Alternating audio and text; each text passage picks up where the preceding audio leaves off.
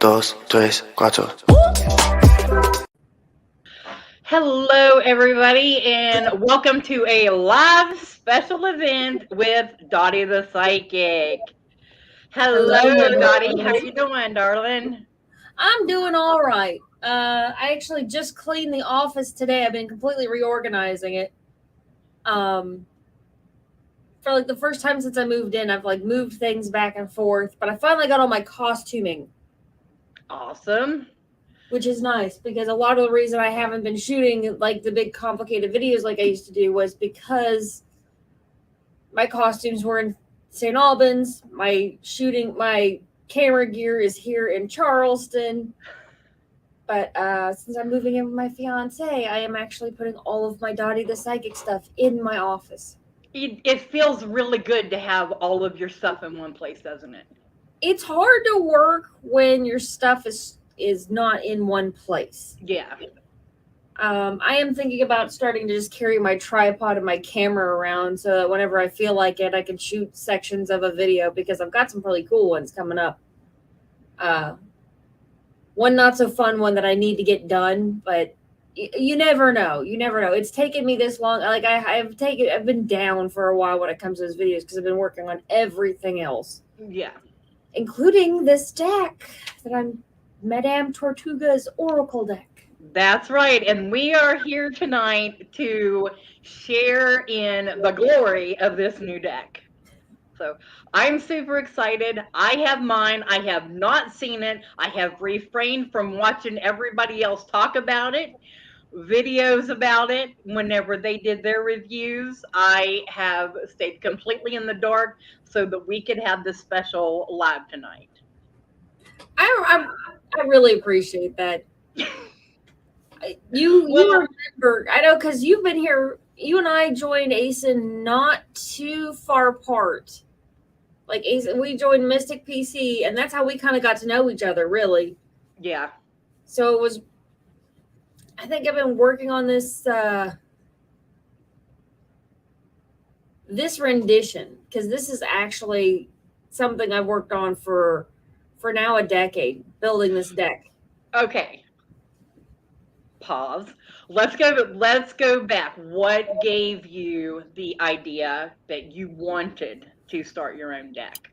So back in the day, back in the good old bad days, and I'm telling you what. So it's a big part of almost like I realize that it's almost a mythos, but it really, really happened. Sometimes I look at my life and say, that shit really happened.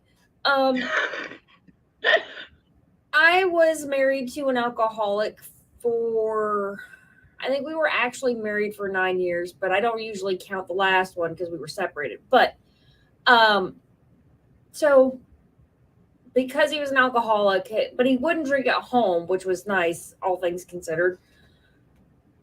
He wanted to go to the bar to socialize. And that was like the only way he knew how to socialize was to go to the bar. And I hate going to the bar. It's uncomfortable. It's loud. It's overstimulating. And the people there are often, nobody wants to be the only sober one at a bar on a Thursday night. Yeah. So I would take the bar napkins and a pen. I would just ask the barkeeper for like a pen and a napkin, and I just start drawing. I'm like, okay, I can't keep this up. This is like the third or fourth night I've done it. So I went and I bought a pack of blank index cards and pens and crayons. I think I spent less than $5 on the original project. I actually still have it right here. Like, I still got this dollar store case. I got like 1 or 2 pack. I think actually I got 2 packs of blank index cards because I ended up with 100, and I know that there were some that got like displeased me and I discarded. So I think it was 2 packs of unlined, like blank index cards. And I just started drawing. And even like the first one, I kind of knew when I started drawing, I'm like, okay, well, I'm going to sit here. I'm going to be doing this forever.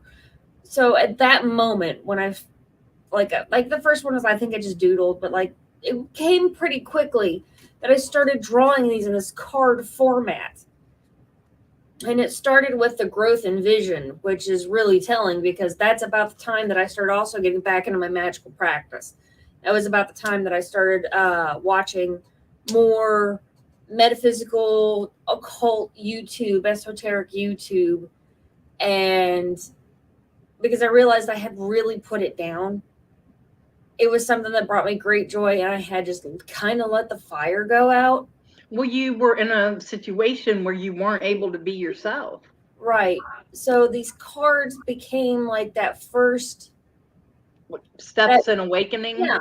That first step back into enlightenment. Like, I started doing a lot of like, this is the time I was doing like, I started getting into like heavy ritual. Like, I started doing lesser banishing and the pentagram, and I was actually really pretty, I was a few steps into the neophyte stage of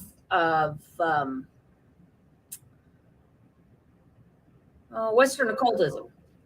I can't remember, like the path of the mage. So, I had this book. I was on my way.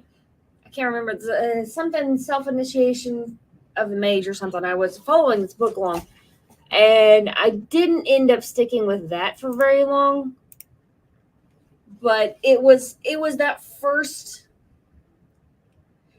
step back into who I've become. And actually, it's at the same time I started this deck, and I listened to this video online from Frederick Xavier.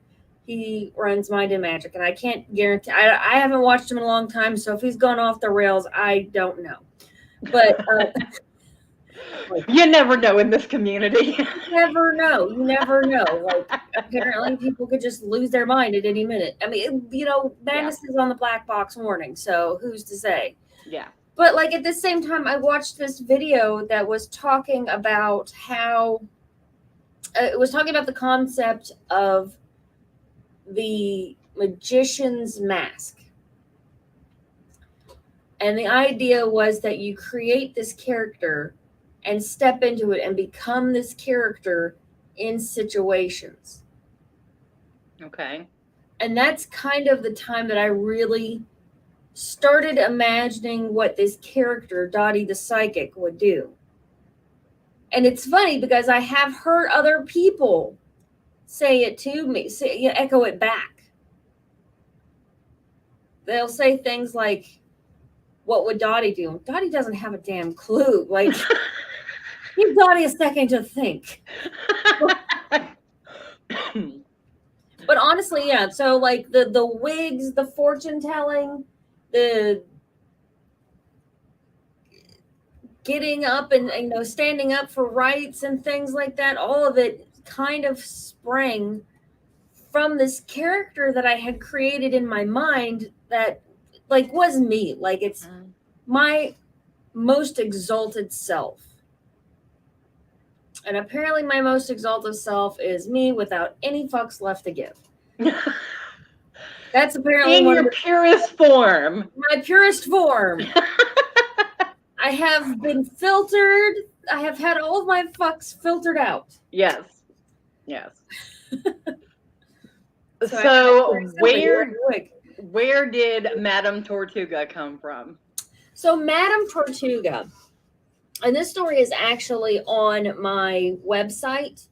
There is a picture of the original Madame Tortuga. She was a three-legged turtle that ran away. That really happened. That was some shit that happened. So I and this all happened like in a very weird, really quick experience. There's a lot of other darker things that happened that we've talked about on your show or my show before that also happened at the same time. So I was really going through that cosmic shift where just like it felt like there was this huge gap in time where nothing happened in my life, and then there was like a 3-year period that was just an amping up until I left my ex, and then it's not slowed down. So this was probably, this is right after I had just gone back to work, after I had been on temporary disability for mental health issues, which, like I said, we've talked about before. And I had just gotten back to work, and the way I worked was there was more country road I had to go down through than usual. So I started seeing all of these turtles on this road. It was an insane amount of turtles. It got to be so many that I couldn't really stop and take them off the road. I was just like, okay, if they're not actually like in striking distance of a car or in trouble, then I'm going to have to just keep going. And so I'm driving by, which turtles, I've always had a special love for turtles. Like I'm a kid of the Ninja Turtles. Like my fiance even got me a turtle. I've always had a special place in my heart for turtles. So when I started seeing those turtles, it really was kind of like, it was one of those kind of moments, like that happened, magical moments. And I was driving by and I saw this turtle and something didn't look right. It looked like it was on its back. So I swung around, I pulled over, and then I ran back. Like this is one of those country roads. I think this was on Route 2. So it's not the safest thing I've ever done. More shoulder than usual. And so because I'm like kind of in this vulnerable place, I just grabbed the turtle, and rather than turning it over and leaving it, I put it in my car for some reason. And I still don't know why I did that, but I put it in my car, and I'm like, well, what do I do with this turtle now? I need to take it back. So I put it in a tub. That worked night shift. So I got it in a tub. I got it all and it wouldn't pull its leg back in its shell. I'm like, there's something wrong with this leg. It looks like there's something sticking out of it. And what was sticking out of this turtle's leg was its leg bone. It had this complex fracture in this one leg. So I'm like kind of freaked out because now I have this very injured turtle. The shell was intact. Her shell was intact and everything. And so I took her to the local vet. And they're like, once she's had this leg amputated, we can't just release her back in the wild. And I was like, okay, I'll take care of her. Because this was before the wildlife laws set in just a couple of years ago where you can't really keep wildlife. They have to go to a special licensed place because people do dumb things with wild animals. Oh, yeah. But so I had this turtle, legs cut off. I take it to the vet. The vet says, okay, well, it can't just be released into the wild. If you take care of it, we'll release the turtle to you. So I got excited about it. I had this thing. I'm like, we had everything. We did not buy. We didn't have the money for a proper UV light. So I had everything set up but the UV light. So I'm like, okay, this turtle has to get a certain amount of UV light every day or their shell won't grow. It just creates health issues for the turtle. So I took her out in the yard and I put her in what I thought was a secure area. And she disappeared. She just scooted on out. Luckily, she waited until after we'd gotten her stitches out because this was not like the first day. She waited and watched for the moment when she could make her break. And she did. She ran away. I'm like, I'm searching through. It wasn't like a super secure area. I can see where I know how she got out, but she's a three-legged turtle. How'd she get out and gone so fast? She was gone. I'm searching out in the yard. I'm like, the grass is not that tall. It's not short, but it's not that tall. It's only the grass is only this tall. The turtle's this tall. How's a turtle gone? Never saw her again. So and the turtle's name, we named her Madame Tortuga because of the island of Tortuga, which was a pirate island that had sank, and also that is like French, I think, for turtle. Okay. So that is the story of Madame Tortuga, the three-legged turtle. And so and this was like, and again, this was one of those times in my life where I am very much reinventing myself. I think I'd gone to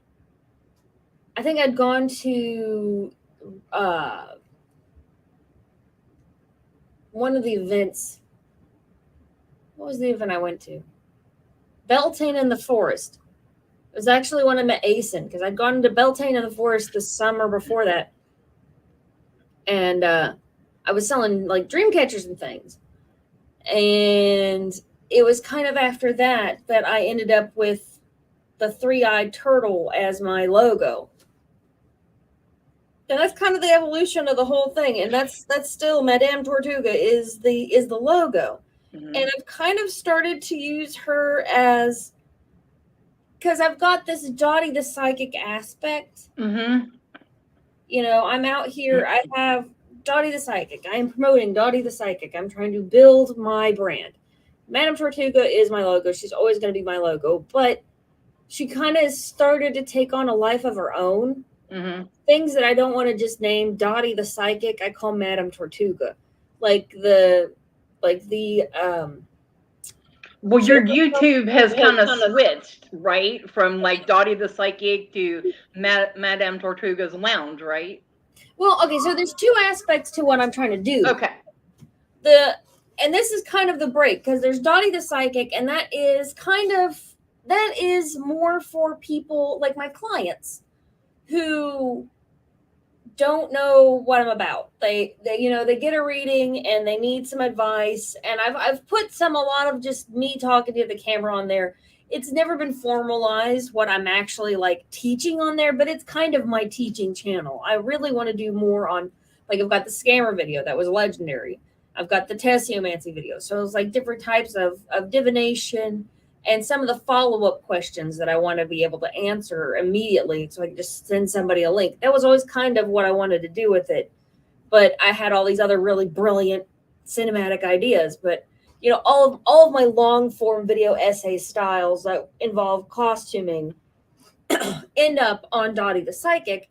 And in Madame Tortuga's Lounge is supposed to be, you know, a little more laid back and a lot more community building. You know, because I've got my vlogs from the prides on there, all the ones from way back in the day. I've got shameless self-promotion. Sorry. And I've also got like psychic shopping. Yeah. Which I have a hard time getting shops to actually agree to. They're like, I think they think I'm a joke. I need to work on my approach. Okay. You all know I'm real. Tell me I'm real. Oh my gosh, don't do this. Start doing the AI stuff. Oh, you'll creep me out. Listen, so look, I'm telling you what. I've been telling people for years, be nice to Siri. Be nice to Siri. Okay? Because I'm pretty sure that the AI is going to be more like the DMV than like Skynet. Yeah. So, what do you really focus on with the lounge? The lounge is community building. Okay. Community building. It is all about, like, a lot of them are metaphysical professionals. That's kind of the tagline. It's the energetic and entrepreneurs, metaphysical professionals, spiritual influencers. You know, if you're out in the community trying to build something, trying to promote yourself, build a business, anything like that, that's the kind of thing I want to bring to YouTube. I've seen a few YouTubers do it, but they don't have the follow through. There was an old one that was called the Black Chair, I think it was. And I think nearly every YouTuber from that era has either blown up and would never ever respond and go on a actual podcast, or has quit. Mm-hmm. So things like that, like I thought that was brilliant. I've seen that before. There was a few others, but there's not a whole lot of magical people helping magical people. Like lately there is one that's been really cool, and I'm trying to get on with it. I need to get a hold of Raven from Sabbath Social. Was supposed to come on the show, but she got sick. I had and this is part of why I started pre-recording it, because I've actually had 2 major cancellations. I'm like, where is everything?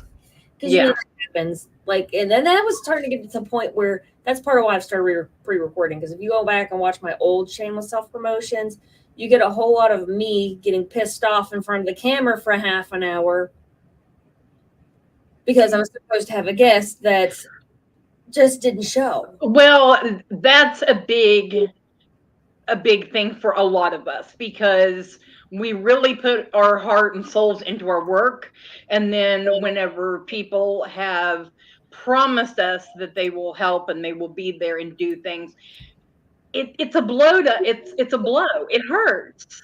It really is. Oh, we got people commenting. Hello. Oh, I still need to get a hold of Megan. Remind me to get a hold of Mo. I was supposed to send her some of the art from the deck, like prints, and also send her some of the decks to sell, because I've actually got them in a couple of stores. Let's get back to the deck, because I am very proud of it. So I'll tell you this while she is getting her deck. Or you got your deck? I got my deck. Oh, never mind. Then I'll tell you later. Go ahead. I was going to say, so I do have my cards in 2 shops. If you can go to the Crystal Lotus, or you can go to Barefoot Gypsy. She closed down her flea market shop, but her main shop is now got all the stock from the flea market. So she basically just consolidated locations because she got sick of paying rent. I do not blame her one bit. I'm so excited for her to actually, like we were talking about, having everything all in one place. Yeah, she's open on weekends and for the appointments. Yes. Right. Okay. So I have the green pouch. Now, what stone is that? I'm not really sure. It looks like it would be because it's green with some black in it, so it looks like it almost wants to be like malachite or something. Yeah, I'm thinking so, because it was so let me tell you a story about this packaging, because I thought it was pretty brilliant. This is the first time I'm opening mine, so I'm just gonna lay it down. I'm not opening it until you're done. Go ahead. So literally, you know what? Go ahead and start working on the cellophane, honey, because it's going to take you a minute. I can tell you the backstory behind the packaging while you're opening that cellophane, because everybody has had trouble with that damn cellophane. Yeah.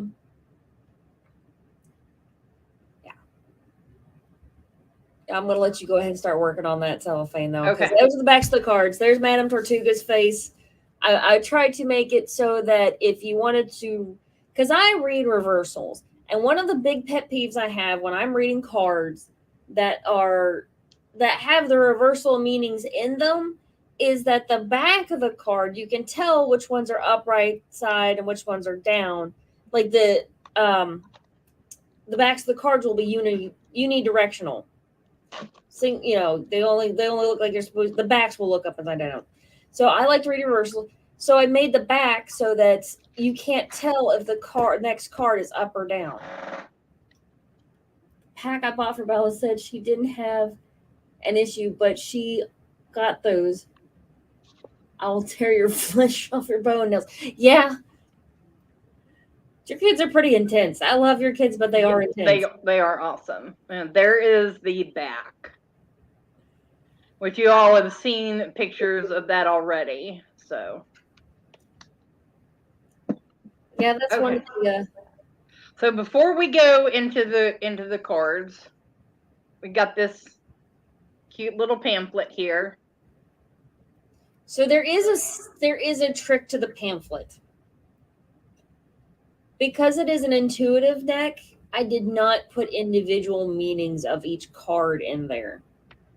And this kind of goes back to the whole packaging debacle. I couldn't get what I wanted from the printer without shooting the cost through the roof. Right. Like, these are already, it's a $40 deck for a reason. And part of that reason is because I had to go out and figure out my own packaging. So I tried to really up my game. And one of the things I did was this, it's all one page. It's called a one-page zine style. So it has the meanings, as a brief description of each suit. And then also a brief description of the numerology. But also in that booklet is my signature spread. And it's one of the few that actually accounts for free will.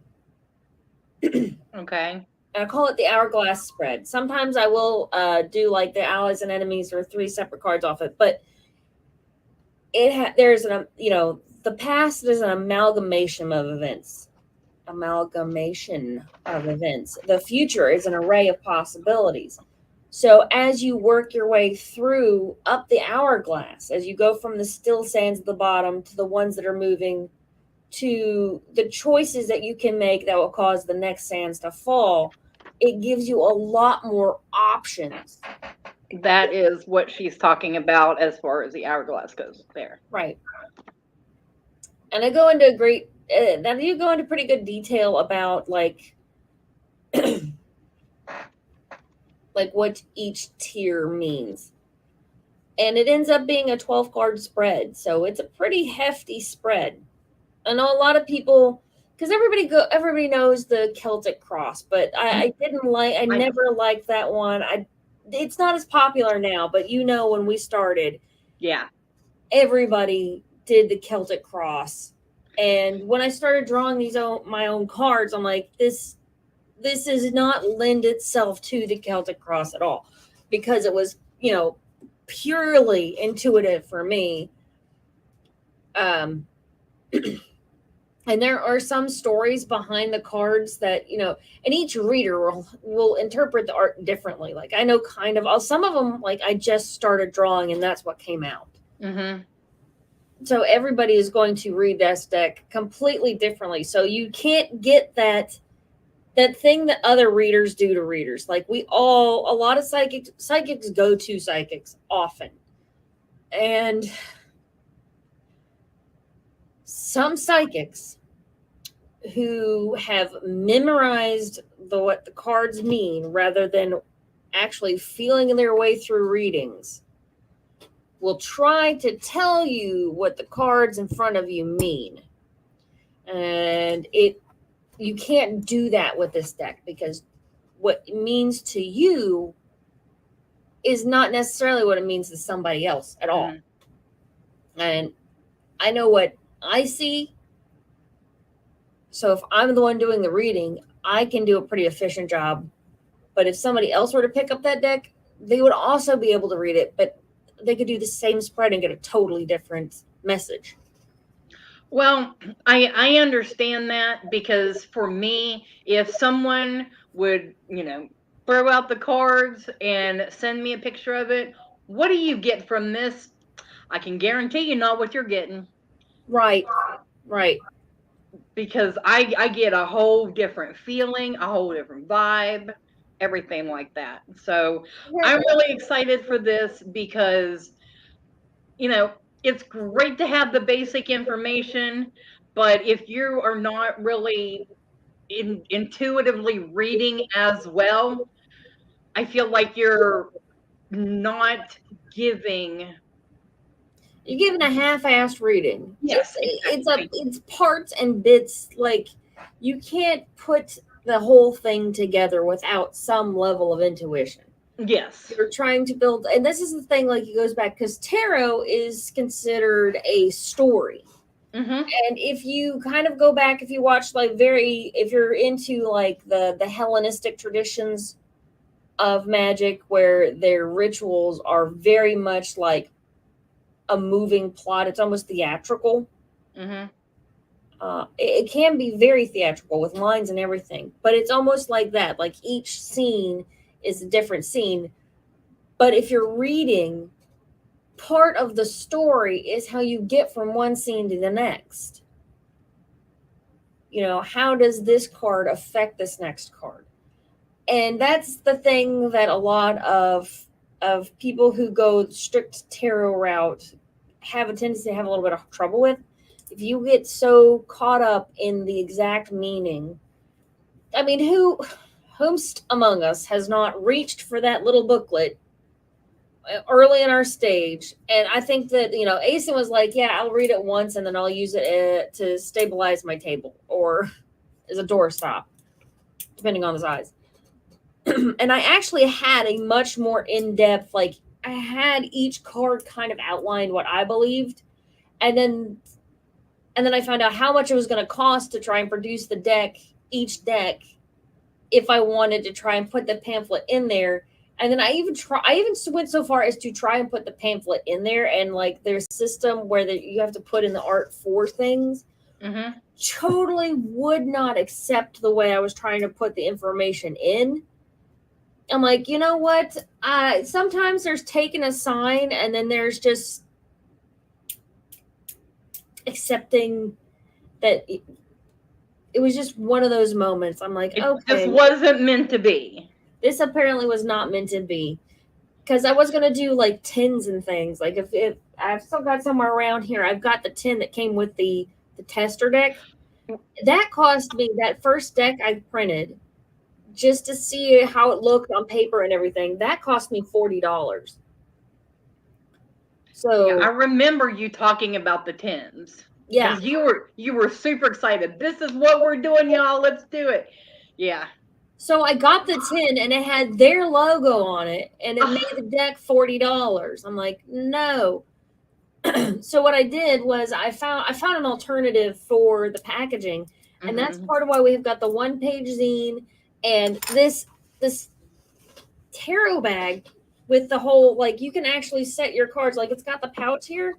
Yeah. But then you have this space to actually lay your cards down. So like if you're reading at like a bar or something, I kind of wish I'd had one of these back in the day, because they're they're like a faux velvet. I think they're resistant. Yeah. But that will protect your cards. You can lay your cards out. And they won't be sliding all over the place. Right. Because, you know, I'm a trench reader. Like I tell people, I started off reading in the Jackson County Bar. That's when I started doing this deck. So to have something a little bit more, to have something that's like fancy but actively practical, I was like, okay, you know what? It needs to have something, because I have my cards in my bag all the time. If I didn't have something to put them in that was nice, so I buy cards with tins. That's why I bought this packaging. I'm like, okay, it's got to be able to roll around in the bottom of my bag. Yeah. Without damaging my cards. Yeah. And then I added a little crystal because I found them cheap.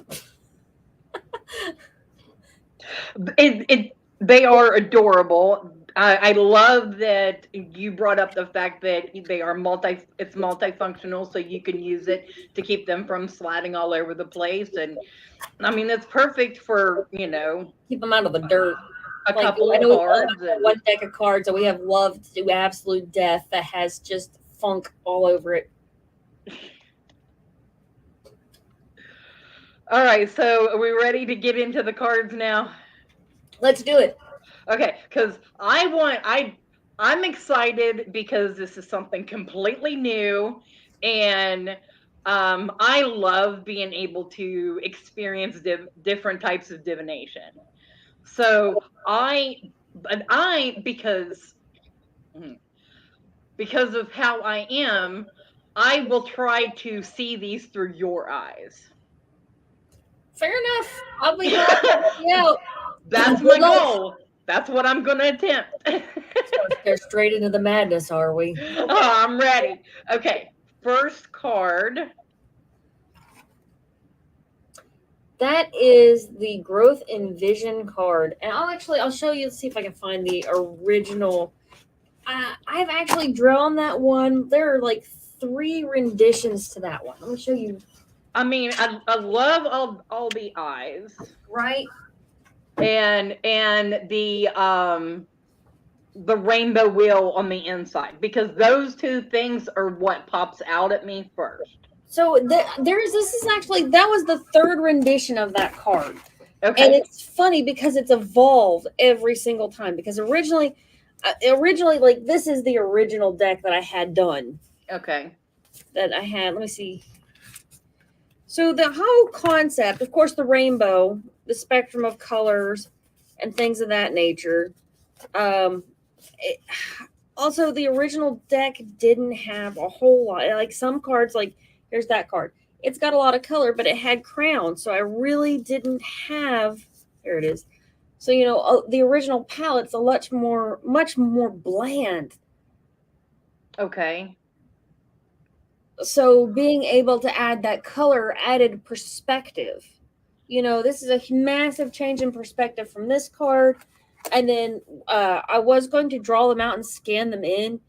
So that's the 2nd rendition. And then I realized that there was something missing when I went to go put this in. I'm like, wow. Like, you're not, yeah. As you can see, like in this one, there's an egg in the middle and the pupil. Yeah. And then that one ended up being the spectrum. It's actually the colors from the pride flag. And then you've got the brown and the black on around the outside. Oh, yeah. And actually, I also drew those more to look like the Nazar or the evil eye, from the Italian evil eye. Yeah. It's a protective manual. Not manual, good God. It's a protective amulet. Yes. But that growth and vision, that expanding outward, you look like there's a very simple heart on it that you can, right there. Yeah. I think the pupil just felt too small to put any more into. But yeah, like those are meant to look like, protection amulet, but also like they're taking in. I always thought the Nazar looked a little horrified because it's so round. They always look a little horrified, and that kind of comes with expanding your vision, is accepting that, taking in new information can be a little terrifying. Okay. So and be like allowing yourself to be yourself and not holding in the fear. Kind of, yeah. I mean, it's definitely, if you look at, so the first card of every suit is actually a flower of some sort, because that is the growth card. And then the last card of every suit is a dragonfly. In the original deck, it was a butterfly, because we've all seen the craft, and butterflies were the voice of Manon, of God. Well, before I really got a chance to get this deck out, I don't even remember if I had really started really genuinely working on it yet, but my mother passed away and she loved dragonflies. So I changed the butterflies to dragonflies for her. That's beautiful. So those are the only 2 cards that are standardized in the suits. There was a trick with the original deck that I actually kind of kept track which order I had done them in, so that I could like reorder them if I wanted to, but I really can't. I didn't do that with this deck. This is actually only half of the original deck.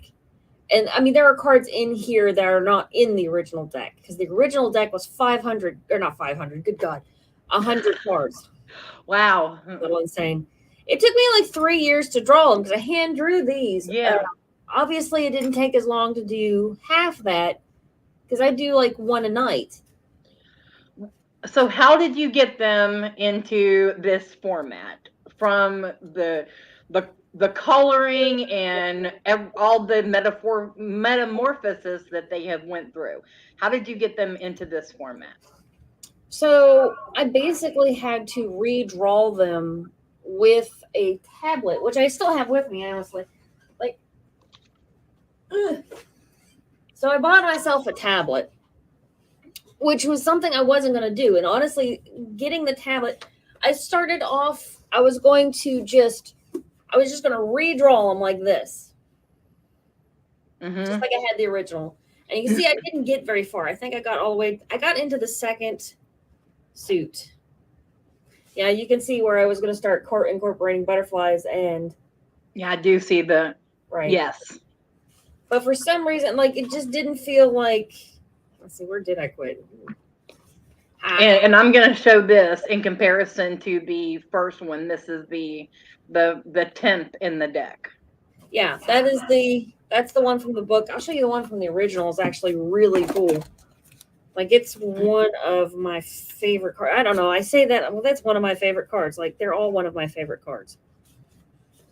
Well, absolutely, they should be. I tell you what, one of them that went over the most dramatic change is this one, the Shield of Right and Wrong. I think it's towards the end. I think it's still 9. If you want to look for that one, you can tell a difference between this one and then like the new one. What is that one? It's in the balance. That's the next to last suit.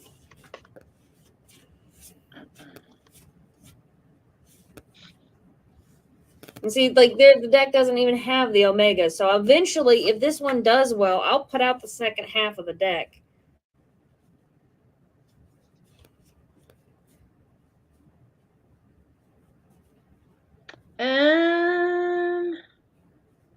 Or maybe just a totally different deck. What does it look like again? Oh, hold on a second. I'm looking for the original. See, that one's not in the new deck. I think that one would be really cool to redo. I don't know how that one did. I know exactly how that one didn't make it in, because this was a suit I did that was just of other people's symbols.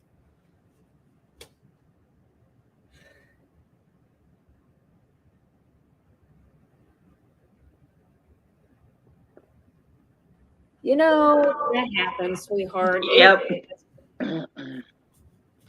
Just remember, if you can't catch us live, you can always catch us at our respective, so you can always catch me at DOTTIE.psychic.com to schedule your appointment. Absolutely. We're sitting here shuffling through cards. I cannot believe I'm sitting here just shuffling through cards. Like, there's the original Butterfly of Hearts. Okay. The Butterfly of Hearts. So that one would be a...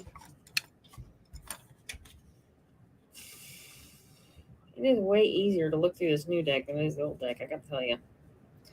That's what I'm trying to find. It's worn out. Like, it really did get just worn out. There's it is. So showing you the difference, like, here's the original Shield of Good and Evil, and then it went through a massive upgrade. Oh, yeah. Wow. Yeah. So what was the one I was looking Okay, for? so I'm going through here, one card stood out to me. And it's this one. That one, yeah, because that one is from the flower suit. And it is it's the family tree. It's kind of looks like Yggdrasil.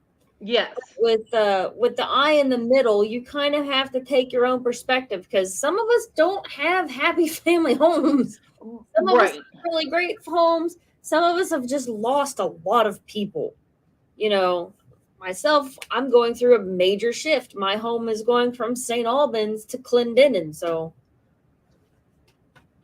here was the original. Like, we saw the Dragonfly of Vision in the deck. Yeah. Madame Tortuga's Oracle deck. This is from the Bar deck. Oh, okay. See the difference? Like, there's a lot of cards that have gone through a lot of changes. But that's so that's basically like, here's another one that went through a massive upheaval. So did they go through changes as you grew and healed? A lot of it, yeah.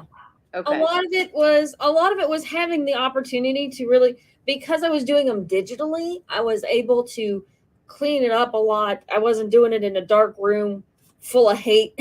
Right.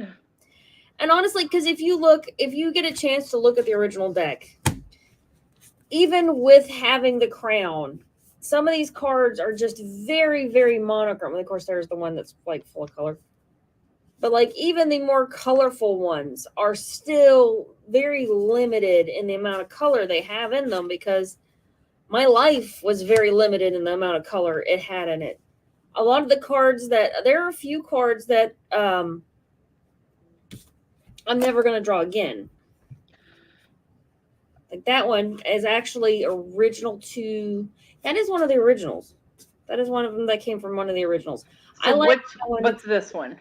I was going to give all the cards a title, and that one was going to be Cognitive Dissonance. Wow. Okay.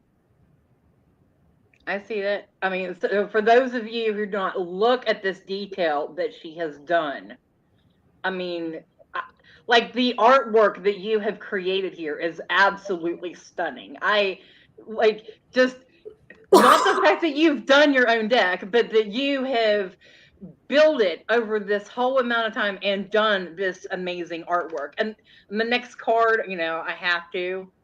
Hello, Emily. That one apparently disturbs people the most.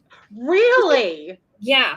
I've had a couple of people tell me, like, because a lot of people had some really, really good readings out of these already. Hello, Emily. And they said, like, they were showing off the deck. They were going through each card individually, and my fiance, he's like, yeah, I was showing it off, and like everybody had a real problem with the one that looks like it's looking in a mirror, but it's off kilter. And like, if you think about it, the whole card, it's a vision card. Mm-hmm. So if you're looking into a mirror lake, and what you see is not what's going on. It's an important thing to remember that the mirror tells us what we ask it. Not the truth, not a lie necessarily, but the answer to our question. And that can be very, very misleading. Especially if the mirror is damaged or bent. Sometimes the damage is in how you perceive yourself. So kind of like a funhouse mirror. Kind of. Okay. It is very much not. One of the things that I originally thought of when I was doing that was this, especially as magicians, especially, magical practitioners, we are very much sucked into the mirror. Mm-hmm. You have to be able to control your emotions to cast certain types of magical spells, especially with magicians. Western occultism is very big on learning to control your emotional state in order to break gnosis, and being mindful of the energy that you're putting into the magic you're doing. So this is not just a magician problem. This is something that everybody has a problem with, but we'll pick ourselves to freaking death. Mm-hmm. You're so long and hard into the mirror that your face ceases to be your own.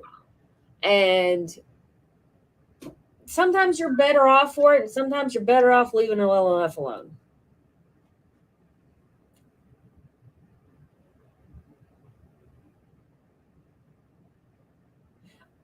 So, Erin. Hello, Erin. You have these, you said, set up into different sections. So, yes. So let's talk about what the different sections are, are meaning. Okay, so there are 5 suits. Okay. There's 5 full suits, and then a 6th half suit, almost half suit. And this is another one of those things, like, your girl, once you have screwed with me, I will be maliciously compliant.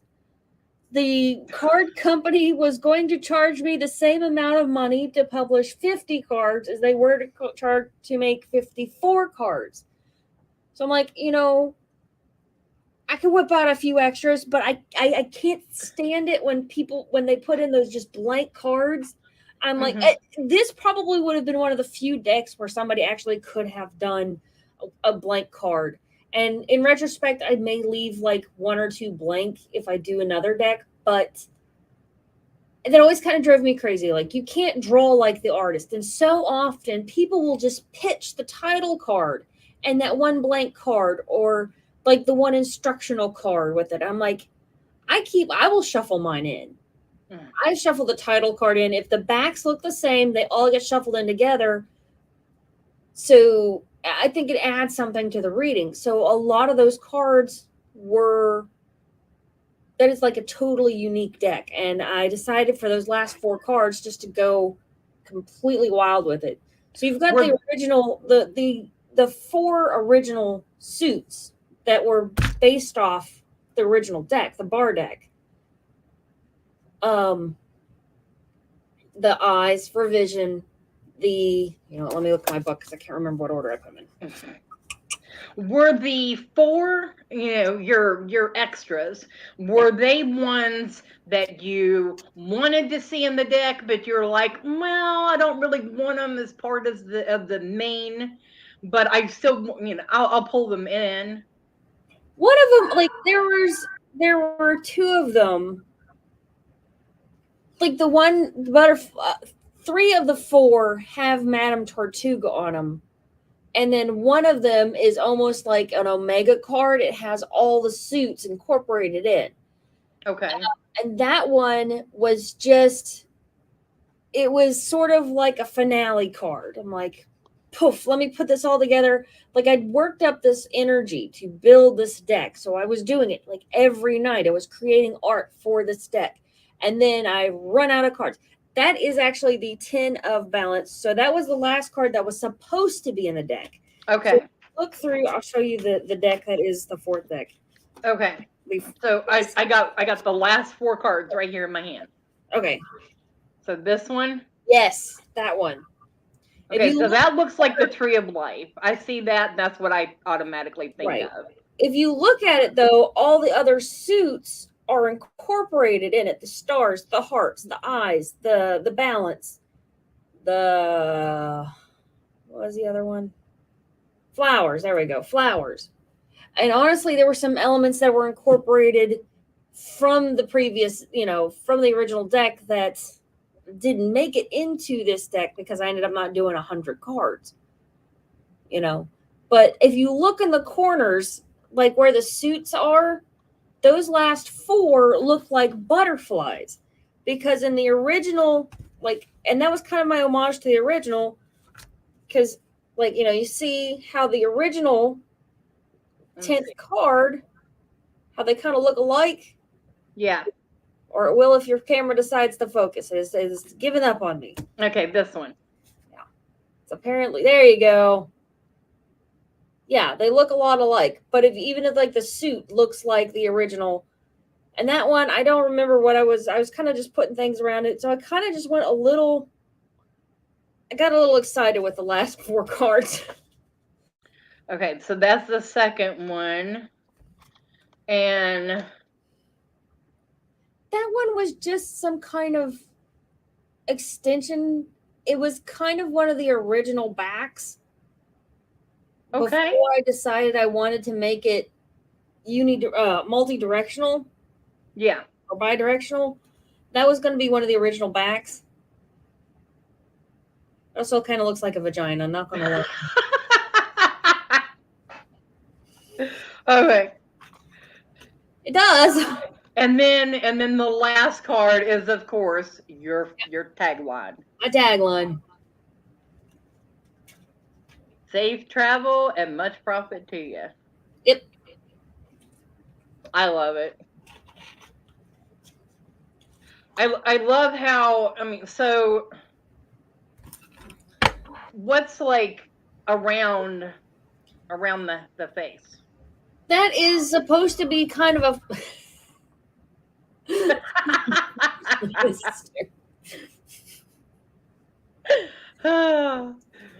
it's just a flower.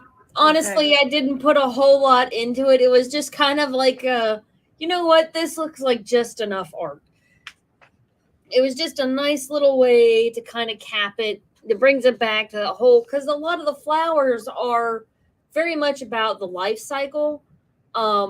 It's like a whole suit dealing with life and death and rebirth.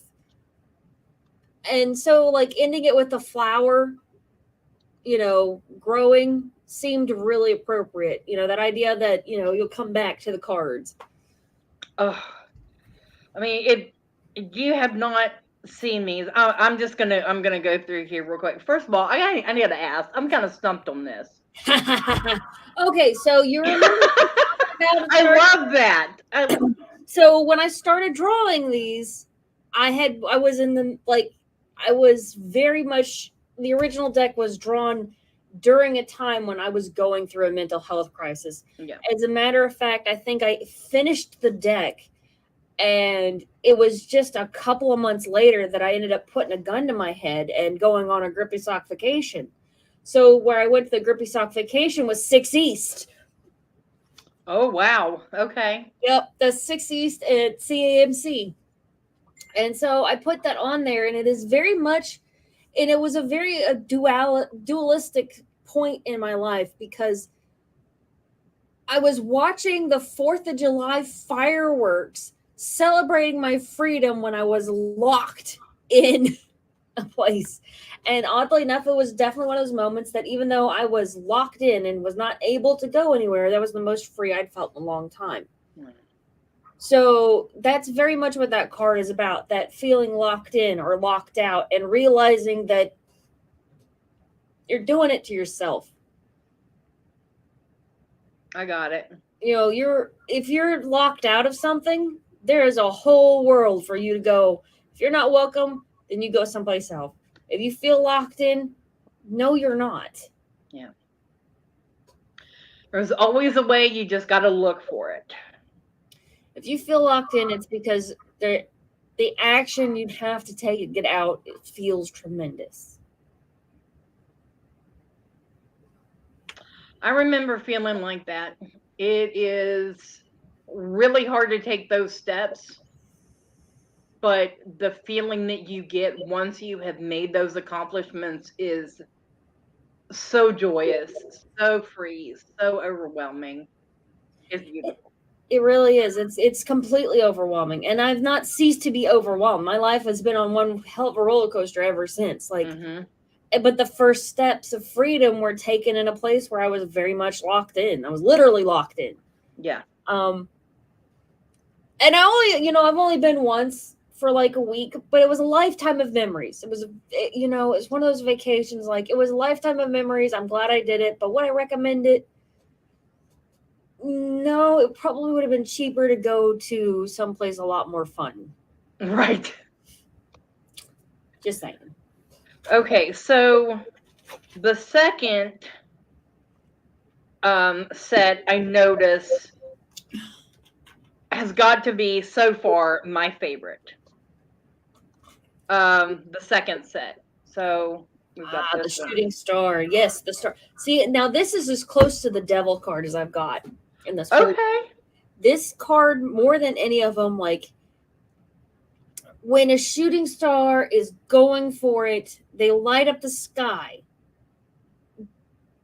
And you have to leave a lot of things behind. And that's really what the devil card always kind of meant to me, was the selfishness. Yeah. So when you get the shooting star going forward, sometimes it's that leap where you have to sort of be by yourself to make what you need to happen. Like, you've got to put the rest of your life on hold and follow through with something. But when it's turned upside down, it means you're burning bridges and you're not going to be able to make it to your goal. Like, you are doing stupid, selfish things that are basically, you're cutting your own throat and burning bridges. And, you're not going to have any friends if you don't stop doing what you're doing. You're going to be broken alone. You see, that was a pride card. Oh, yeah. I thought it would be nice to have just a really cool pride card in there. And I love that. Of course, I would have that on a t-shirt for Pagan Pride. Right? Actually, to some of this, like this was before.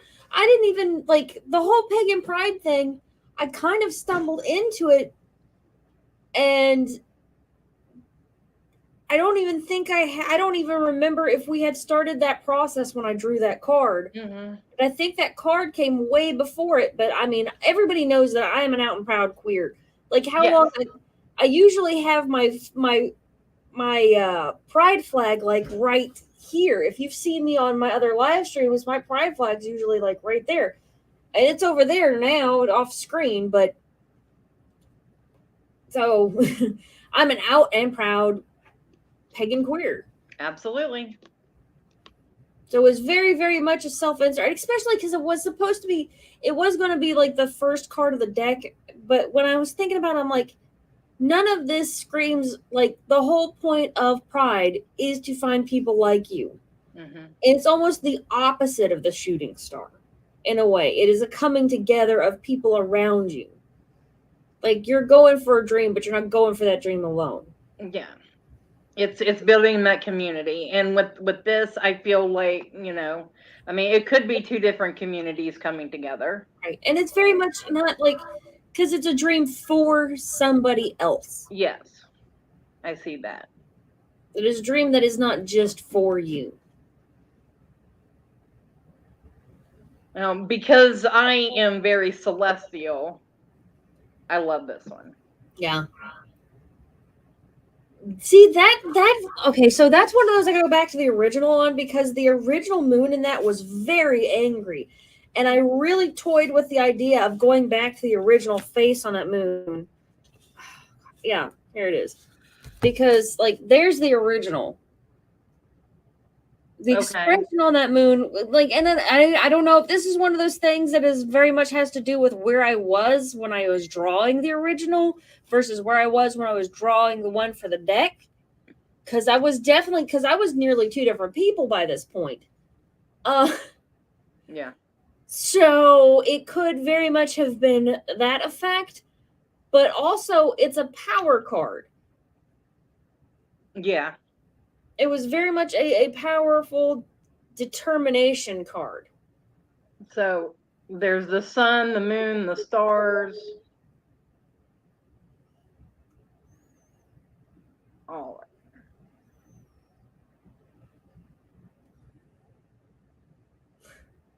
Okay, so I gotta tell you a story about the nut bin. Like stories for a lifetime. So for only having been there a week, it was like Girl Interrupted, so there was a certain level of maintenance boredom that you were expected to maintain.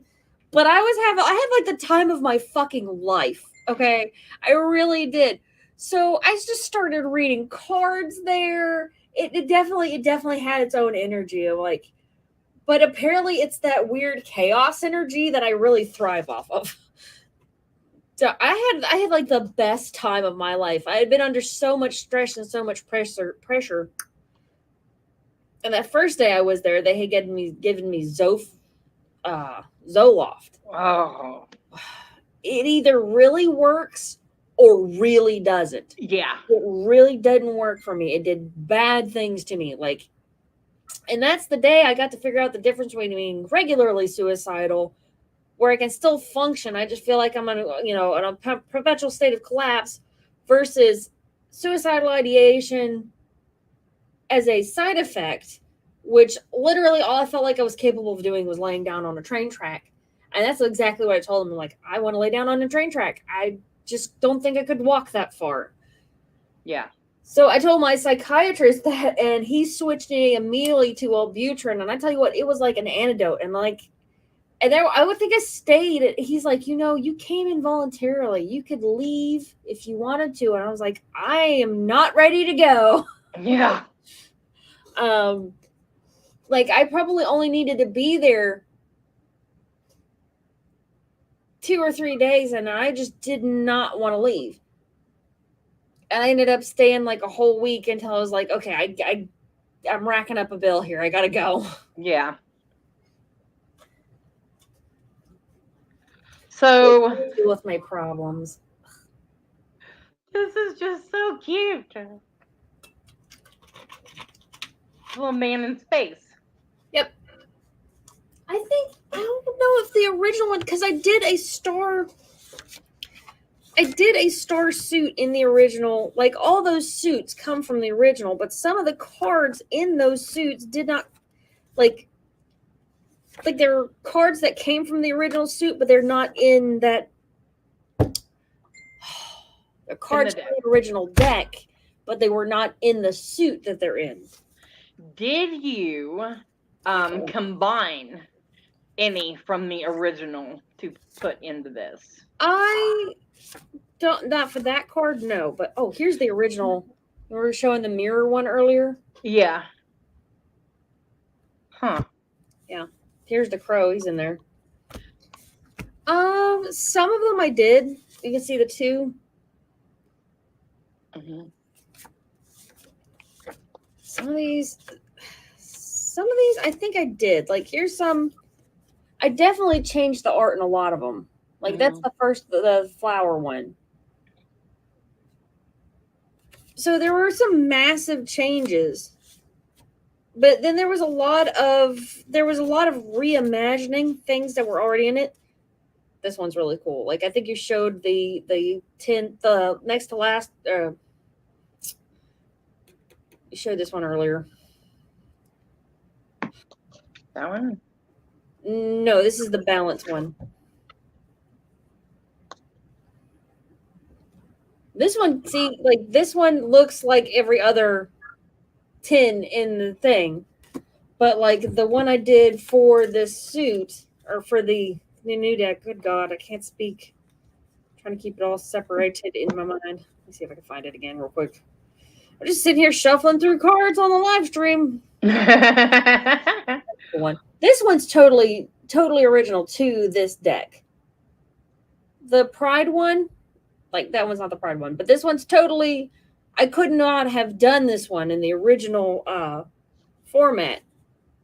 There's not any that I think I really combined so much as. Like there are a few of them I definitely did. Some of them were definitely out of the different suits that I just thought were better in that suit. But here's the one, like, see the difference in some of these? Yes. Like, those were supposed to be the same card. Oh, wow. Okay, yeah. So some of these have some of that massive, massive change.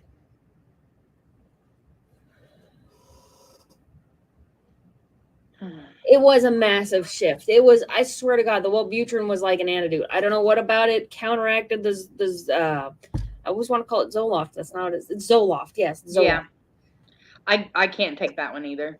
The SSRIs, I tried Prozac too, and like I was taking like 10 milligrams of Prozac, and I'm like, I still want to die. I don't think this is doing the good things for my brain.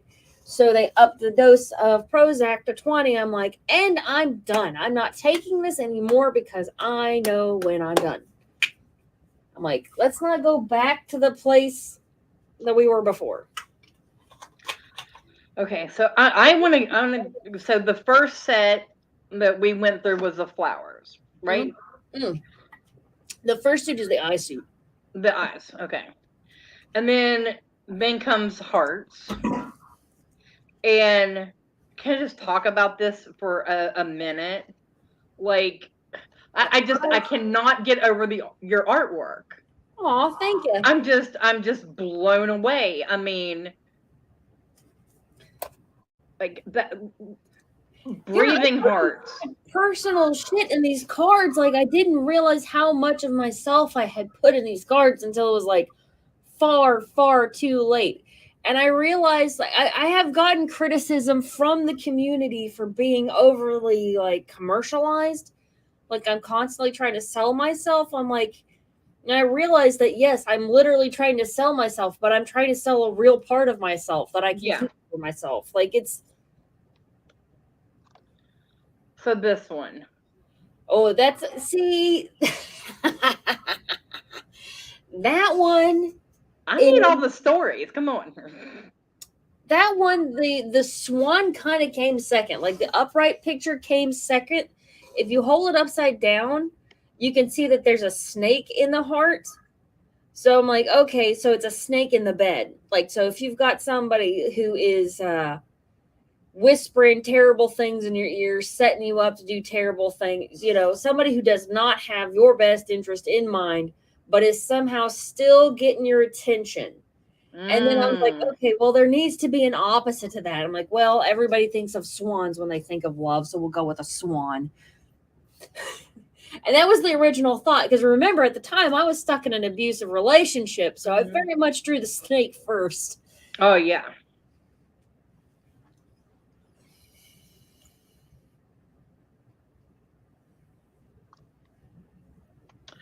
I enjoyed this one. This one makes me feel like home. It's a very Pollyanna card. Like, see, that's one of those things. This is almost a force of will card, because there are two ways that you can look at this card. One of them is neglecting the darkness there is. Like, it has to rain for the flowers to grow, and we have to acknowledge when there's darkness in our life, but also you can't let it overtake you.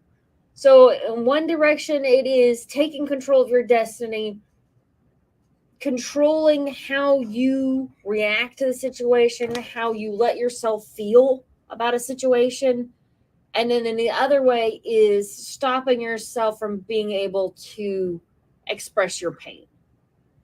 You're just cutting through the darkness. So that's why it's kind of a shadow work card. It is very much a shadow work card. That's why, to me, it feels like home. Right. In a lot of ways, because it's that brave face. The card itself is the brave face, but there are two aspects of it. There's the brave face where you go out and you do what you need to do, and you improve your life and you work towards something good. And the other one is you put on a brave face and you go out there and you do another day's labor while you're slowly dying inside and neglecting yourself. Yeah, you can't deny it does one, like when it's reversed, it very much indicates that somebody's neglecting their own humanity. Yeah. So it is a shadow work card. There's a lot of shadow. Like the whole deck was shadow work for me. Like that one was just a pretty concept. I think it's beautiful. I love the colors together. This is actually one of them that started off as another card totally from another suit and ended up there. Let me see if I can find the one that I'd actually patterned it off of, because it's not in the same suit at all. See, there's one out of the original deck that has nothing. Kind of a wild one. I'm going to have to do another. If these honestly sell and I can move them all, I may publish the second half. But see, that one was supposed to look like this. Oh, wow. Like this was the original card. That is amazing transformation. Yeah, I mean, it was the total difference in medium. But I think the card itself to me has always been about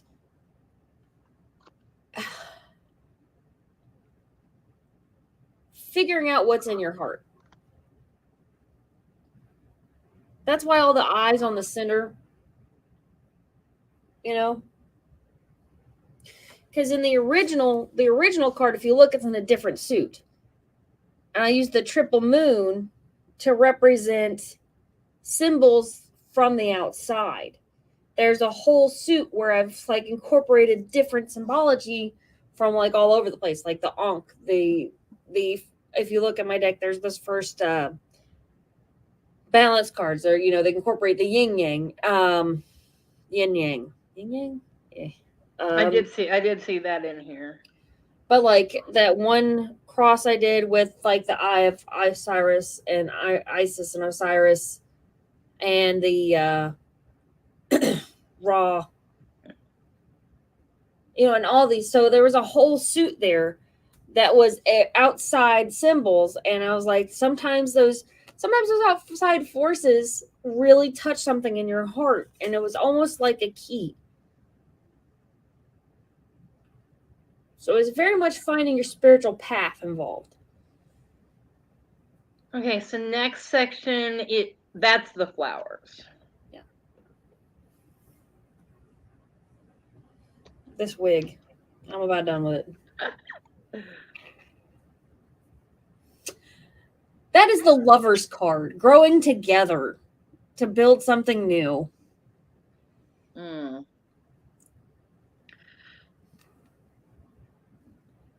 So that one, you know what? That one is not too different from the original. Like it's like there's a little bit more, I think, intricacy to the original. Yeah. I think part of the reason I split it up, I think if I had to do it again, I probably would do something a little bit more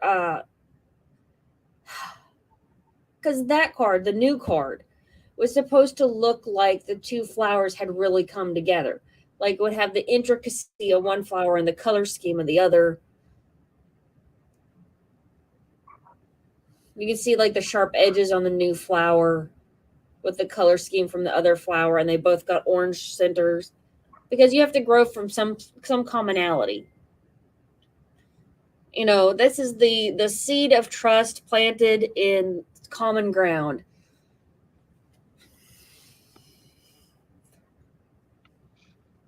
I like that. We're all needing a little bit of love right now. So what does the flower section suit speak about? It's very much the cycles of life and life and death of all the suits, because every suit kind of takes on another aspect of our being. Mm-hmm. You know, the eyes are very much how we perceive the world around us, the understanding that we're a single perspective, trying to reflect that single perspective off of other people's perspective to find, you know, commonality. The balance card are very much, you know, the yin yang is very much balance. It's about finding, you know, it can mean stagnation, or it could mean returning to balance or fighting against that stagnation. But with the flowers, they just are. They just exist. They go through their life cycle and they reproduce and then they die. And then next generation starts up. And we watch this happen every year. We plant seeds, or the plants from last year spring up, depending on if they're perennials or annuals. But even annuals or even perennials, even if it comes back every year, it doesn't come back every year. Eventually it dies. It has to create that next generation to continue to exist.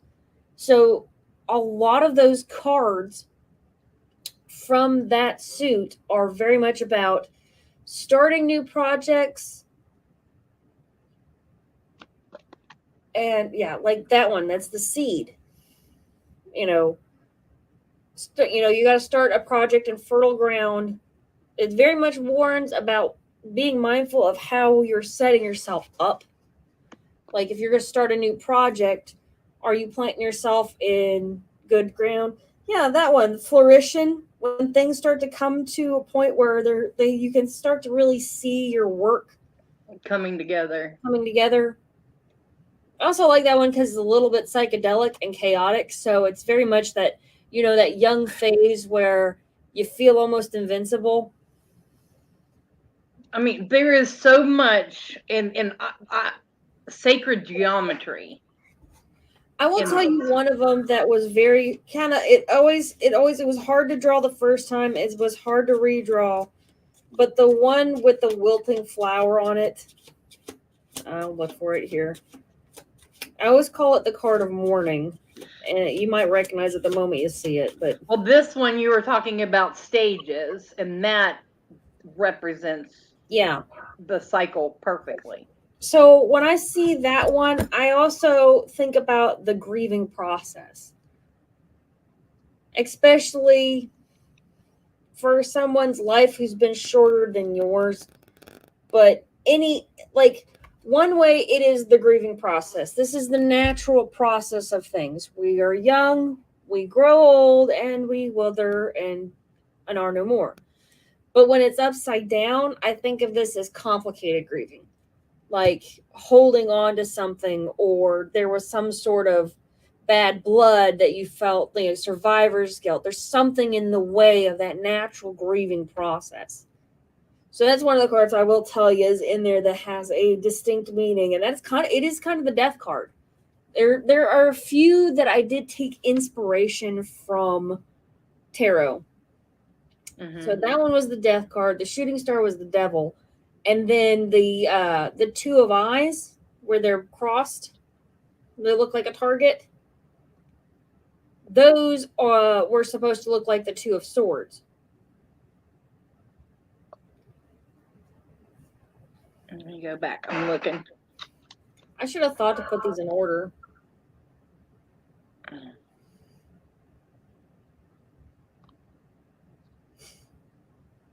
I don't see it.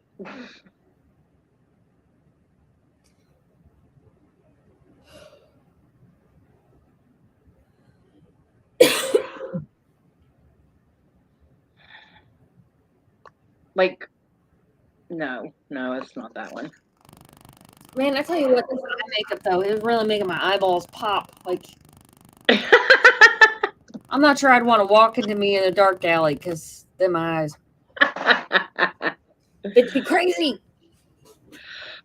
So this last section. The balance one. Okay, this is all about balance. Right. Okay, and you can tell it because this is what I was talking about: sacred geometry and symbolism. Yeah, very much. Okay, so the yin yang that is used, because remember the yin yang is one of those things that we kind of was brought to us from Asian culture, and that one was not a balance of good and evil. Like we think of it as good and evil, but it wasn't. It was a balance of cold and hot, and masculine and feminine.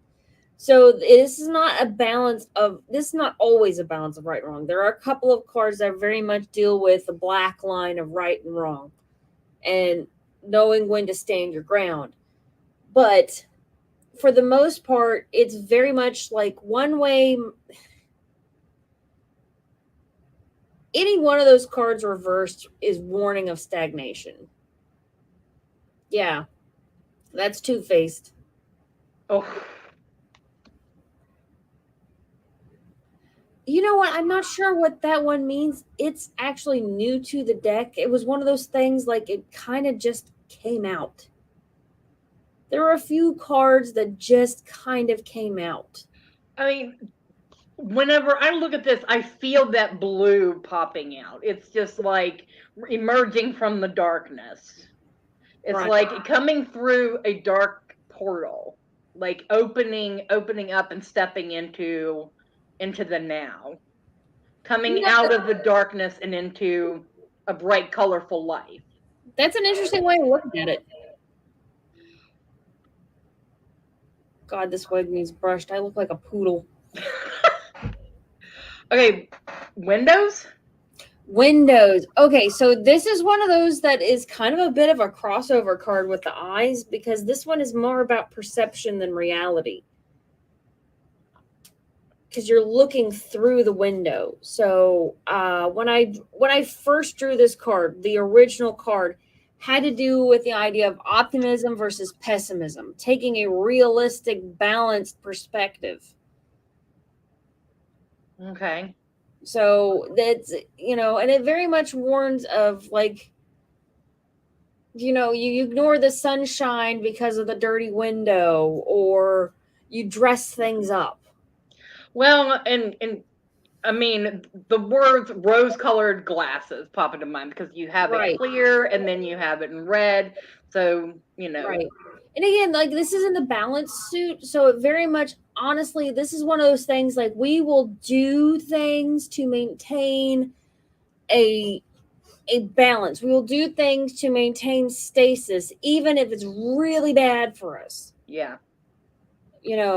So this one, oddly enough, this one is a disconnect between actions and motivations. Oh. You think about it, because it looks kind of like a seed. Well, yeah, because I was thinking like an egg, as in like, rebirth. Right. If you look, like the heart is in the dark side, and then the money is on the light side. So when I see this card personally, I think of somebody whose actions, it's a card of irony. The balancing force of irony. So somebody may do something that is very altruistic but hurts the person they're trying to help. Or they may go and do something really great for the community to get money out of it, and end up actually doing something really awesome.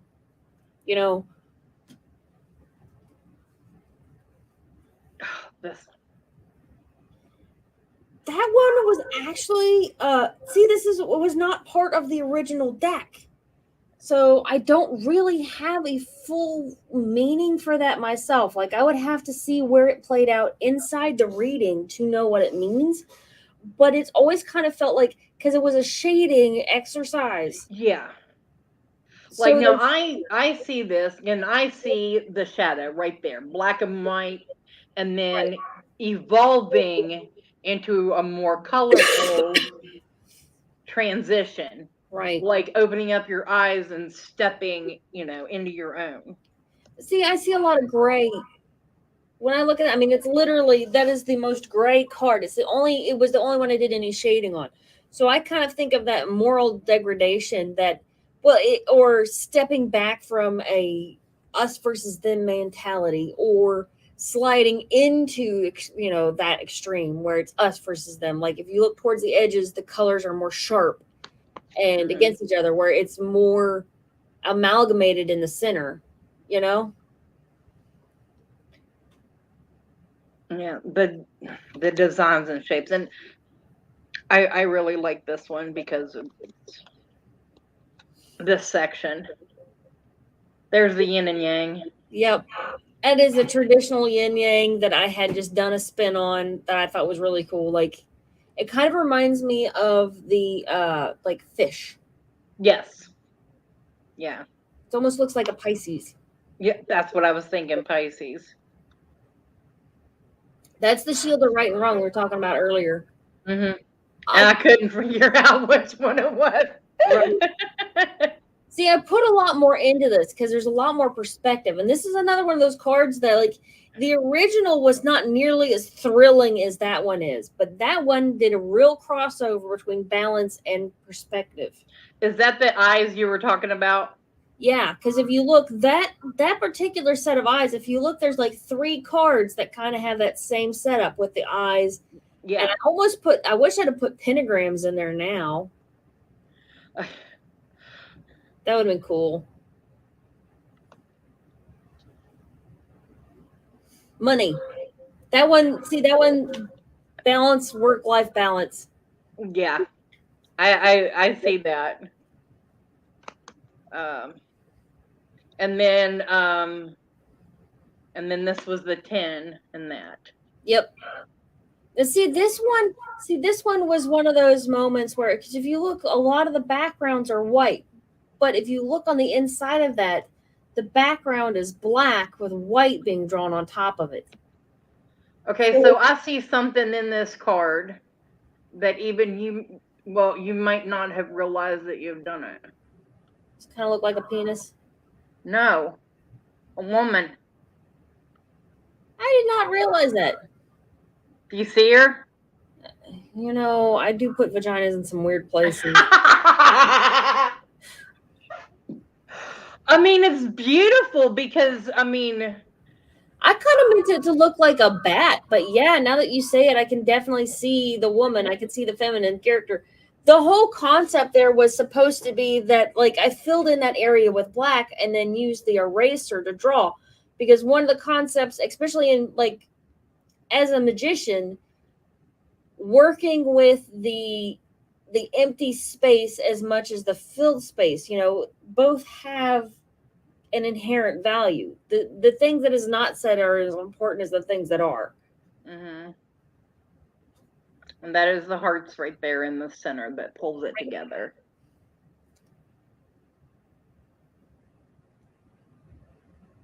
So, I'm really proud of this deck. I worked very, very hard. Yes.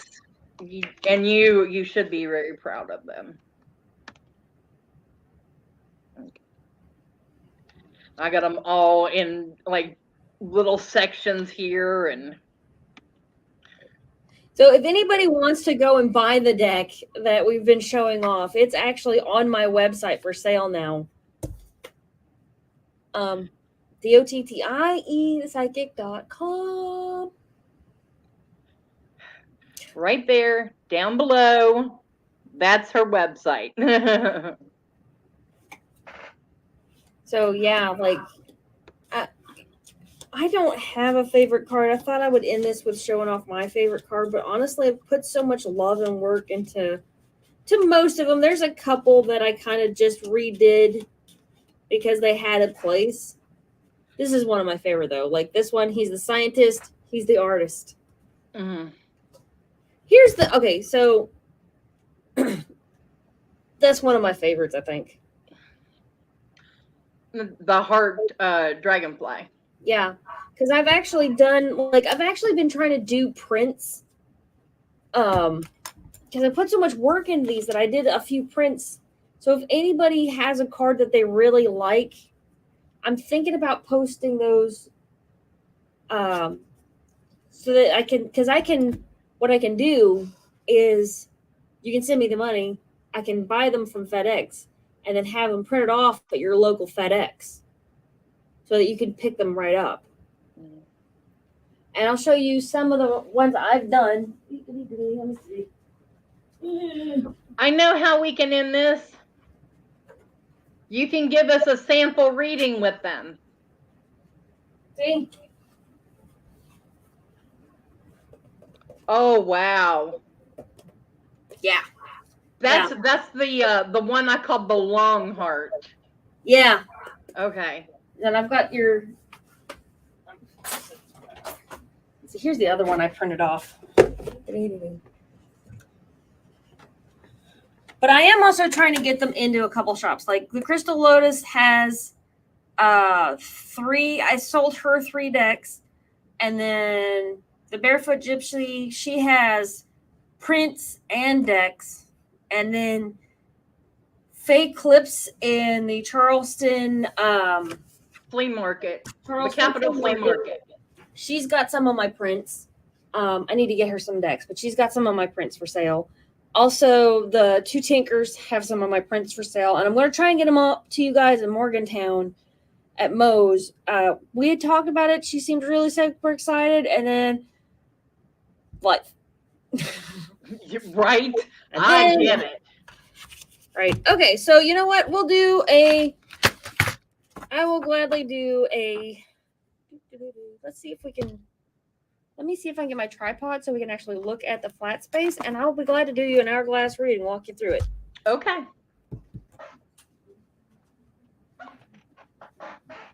Learn something with Dottie the Psychic. I love it. This is one of those, and here's the thing, like I try not to say that it's just my spread because it is so simple that it's hard to believe that no one else has come up with it as well.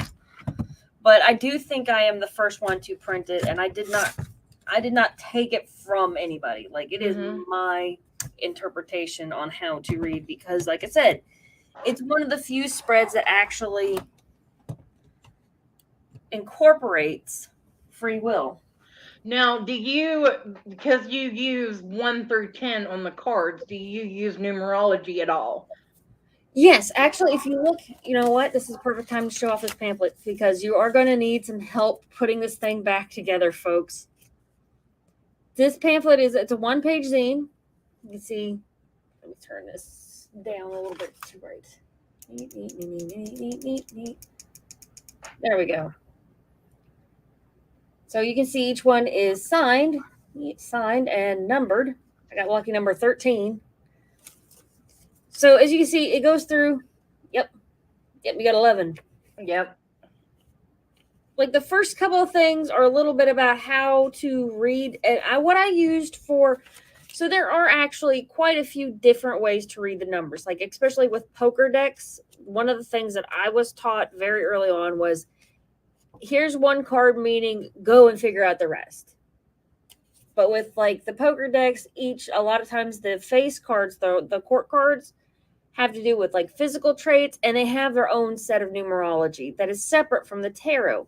The numerology that I went with is actually based on the Pythagorean numerology.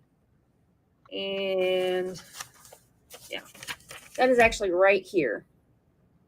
So there's a very quick, like, couple of words to tell you what each. Wow, that is not picking up at all. So there's a very quick couple of words to tell you about the numerology. And this numerology is based off of Pythagorean numerology, which is the one that we use for birth charts and things. Which it only goes 1 through 9. It does not include 10.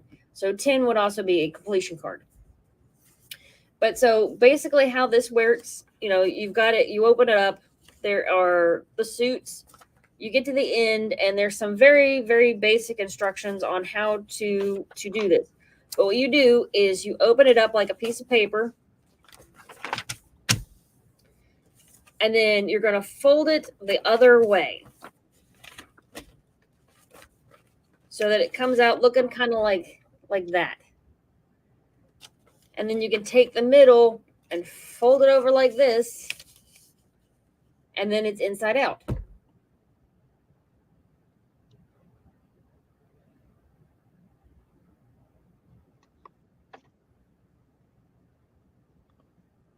Yeah.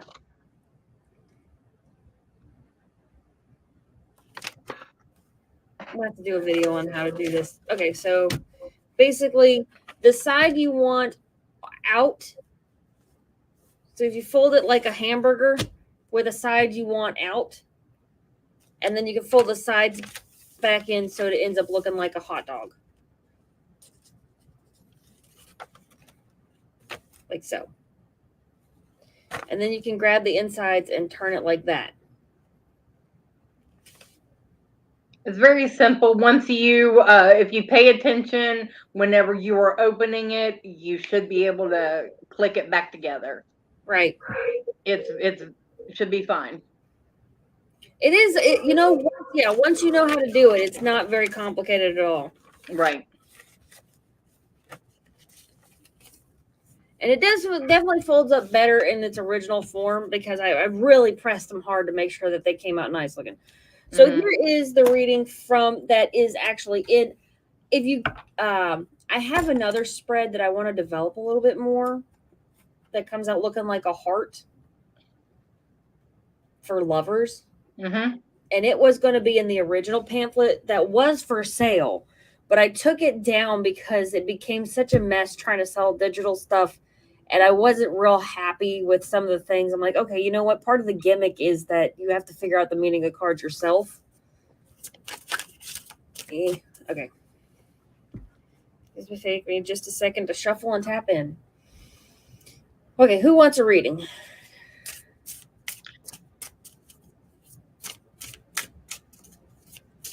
Mary Green, what's your birth date, dear?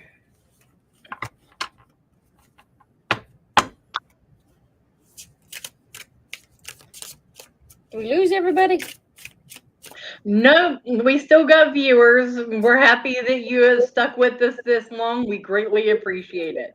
Right. I think we've had some fun tonight. I'm really excited about this deck. I've had a lot of fun. This is this is now my go-to deck.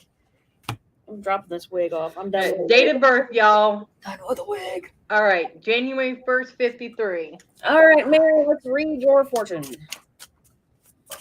All right, I'm going to give you, like I said, a special treat. This is a full reading. Usually for shows, I only do like 1 or 2 cards, but I'm going to show you how to do the hourglass reading. I'm only going to be able to do 1 or 2 of these because they're about 15-minute read. Yeah.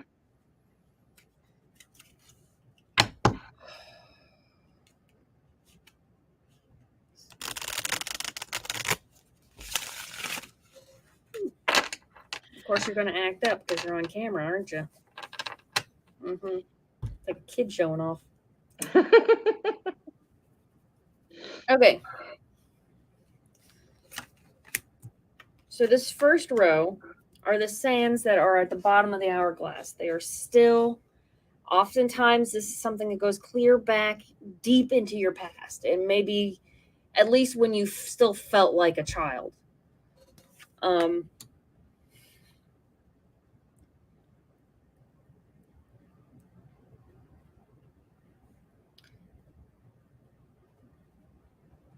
basically, this is a pattern. This is the pattern you have to break. The overarching pattern. What I see is that you dig so deep for balance. You're always trying to reach that new evolutionary step. And that sense of imbalance has become a natural state for you. And so, like anything else, you try to maintain it. You have a tendency to go through things looking in a very scientific way. And this is very much about how you seek. You're still seeking in a very scientific way, but you've lost sight of what you were seeking.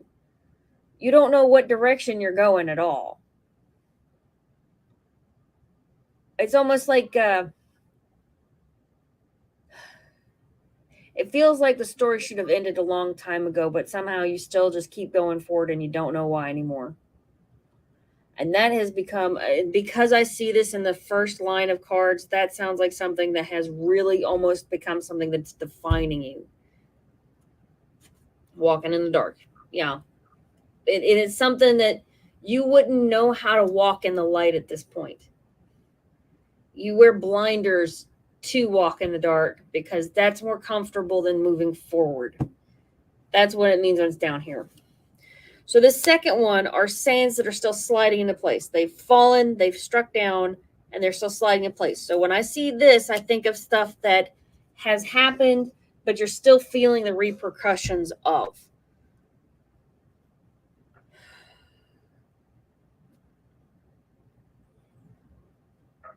So if you look here, we have, and again, this is one of those, if you choose to read reverse, you can. I put two different types of numbers on here. Like the thicker, blacker ones to me are upside down. Your phone died. Hello, Valerie. And then a thinner one, like this to me would be upright. If you look that's a 6. So if you look, the numbering is different. So even on a card like this, I could still tell what the reverse is. And with this card being reverse, it's kind of that loss of wonder. It's almost like this jaded feeling that has started to take over. And you're reaching a point where you're really, really starting to stop and look at the life that you're living. And you're starting to really break down that illusion.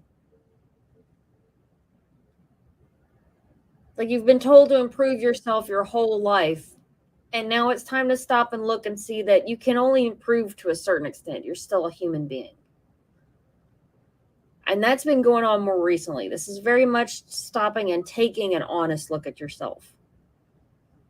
You know, giving yourself a chance to actually breathe and examine honestly what's going on. So these are the sands in the air. So this is kind of how you responded to this. This is an action that's been taken. It can't be untaken, but the full effects have not been felt yet. With this card, if you look, the hearts have a very sharp edge to them. It's very much a hardening of the heart. And if you look on the card, you can see some pretty nasty words. Like rage, fear, pain.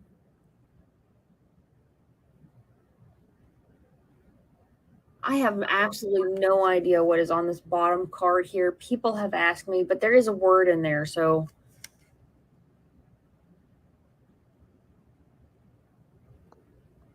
So I really can't tell you what it is because I don't know what it is, but hate. And these are all, this card very much warns of letting yourself become your pain, become defined by your pain, and blindly lashing out at other people. You know, the hardened heart cuts other people's hearts. It very much could be loss. It could be affected loss. That's the big thing I'm seeing here, is that it's making you mean. Wow. Sorry about that. I hope y'all don't get motion sickness. Spirit spoke. Apparently. There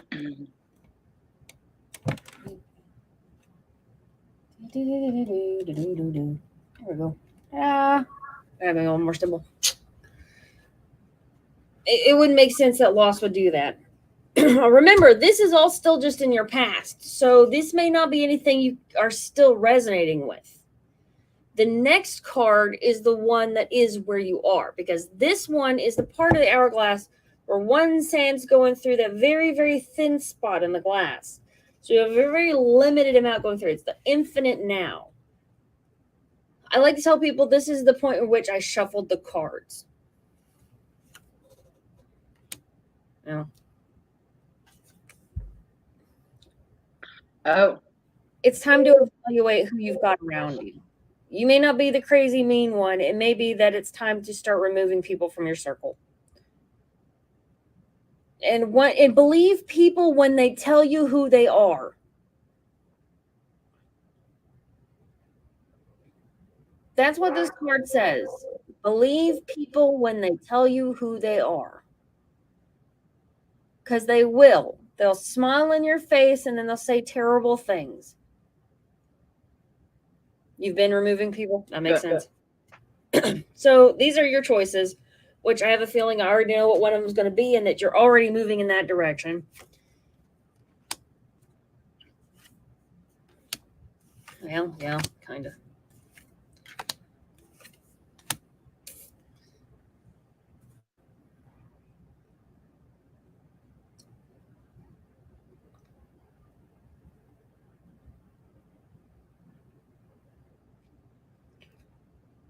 Okay, so whenever I do these next two rows, I always do them together because what you have from the point where the sands are passing through, you've got two choices, left or right.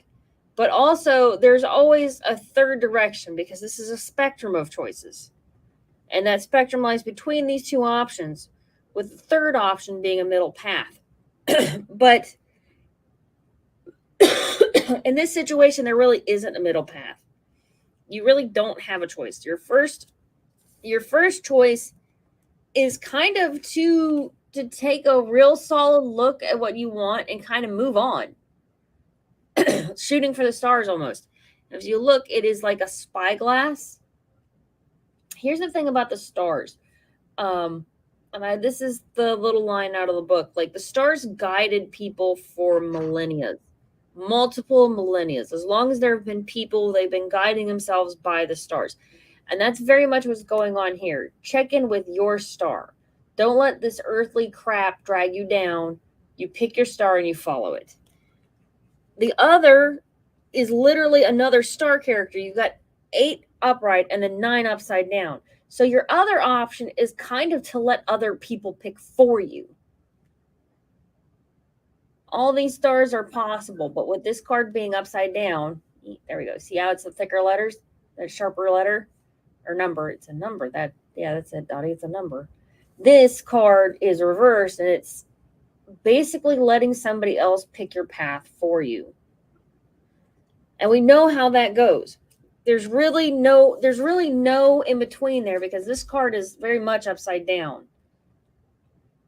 And if you look, it's a very broken heart. It's not knowing yourself. I'll see. It's the difference between not knowing who you are and not being willing to accept who you are. Refusing to be who you are. So it's literally not an option. If you let other people decide your path for you, then again, you end up with another upside down, very important heart card. It's almost like it's dying. It's a dying dragonfly. It's the denial of your own divinity. And the other path, the path where you pick you refocus on your star.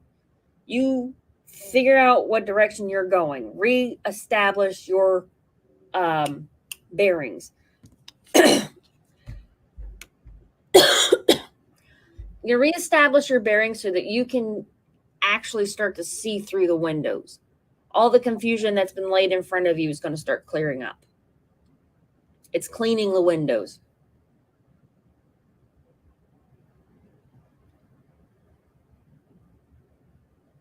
Yeah, stress can give you a heart attack. Stress can literally give you a heart attack. I know when I was in a really dark place, I remember one moment where I kind of looked in the mirror and I was like, if I had a heart attack, I would be dead before I realized it because my chest hurt so constantly. Yeah. I mean, our bodies will react to stress poorly.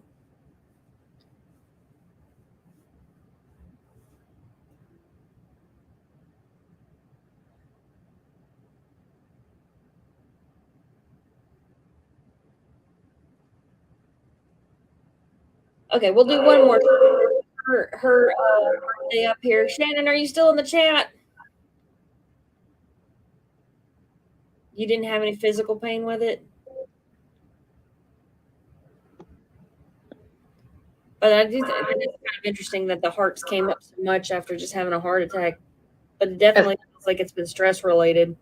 Especially the hearts reversed. I mean, because it was the heart completion, the 10, right? The only one that wasn't reversed was the one that is kind of bad. Yeah. EKG found it. I knew what you meant. Yeah. Sometimes we understand. Some people just feel funny. It's one of those things that I remember in nursing. It says if somebody tells you that they're going to die, believe them. Because that's honestly the only warning that some people get. They don't necessarily get the pain. They just, the body shuts down and, you know, they're already dead before the pain catches up. That is my boob. My camera is boob level. It's not okay. All right, Shannon, are you in the chat? I haven't seen her in the chat. She has not responded back yet. Okay. Okay. We are heading up to 2 hours, y'all. I know. And I got to work tomorrow. Yeah. But you can get your deck at DottiePsychic.com. Oh, there she is. DOTTIE thepsychic.com. All right, Shannon, you're the last reading of the night, dear. Yes, and we'll call it for the night after this. Okay, yeah. And while you are shuffling, I do want to say thank you to everyone for joining us and staying on for so long. This has been really exciting talking to Dottie, hearing all about the Madame Tortuga's Oracle deck. Yep. Shannon, what have you been getting? Oh, well, we already know what you've been getting into.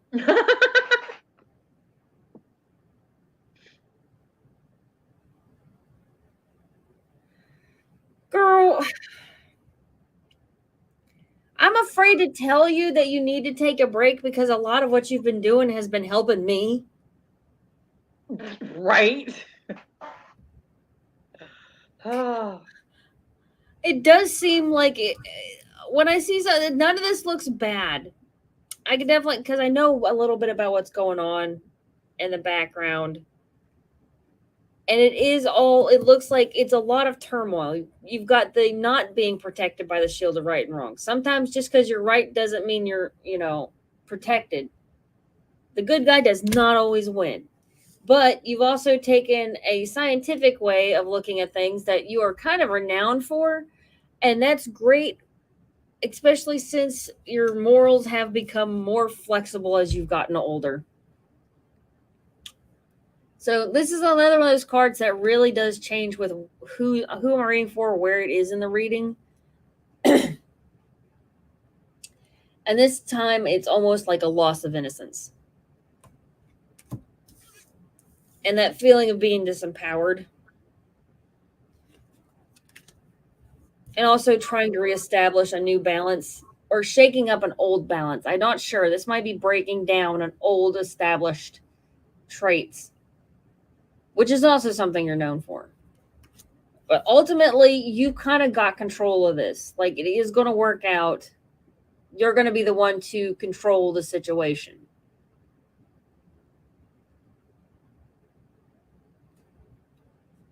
Which, honestly, I kind of expect out of Shannon. She's kind of boss like that. That was not the hourglass reading, but sometimes your cards just jump out. Absolutely.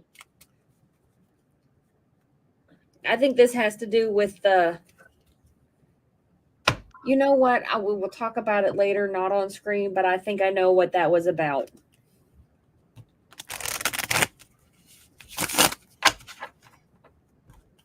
I admire anybody that can shuffle like that. See, usually it doesn't do this. So things come into fruition. Your cards are just flipping. Like, I would love to give you an actual reading, but they keep flipping out like that. So things come into fruition, and then you've got the 10. Okay, well, I guess that's the end of the readings. The gods have spoken now twice, and I have learned not to ignore them because the third time always sucks. Absolutely. I agree with you. All right. Okay, so you've got the butterfly. You've got the butterfly of hearts. Not the butterfly. It is the dragonfly. The dragonfly of hearts. So that's very much, don't worry about it right now. Just follow your heart, and things are going to work out. Things are going to work out. It may not feel like it all the time, but you got this. Absolutely.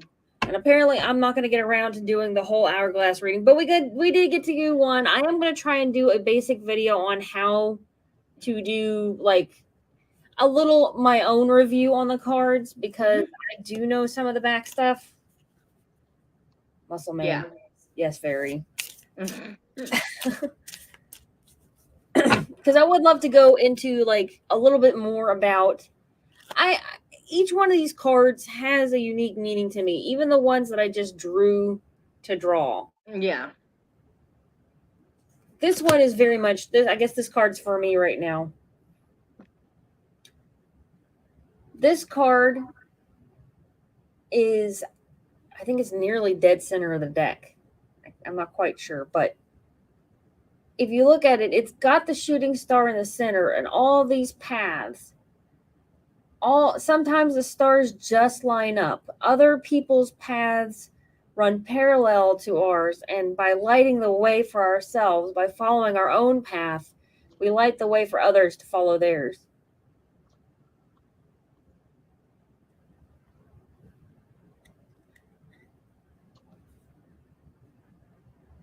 That's my Aaron.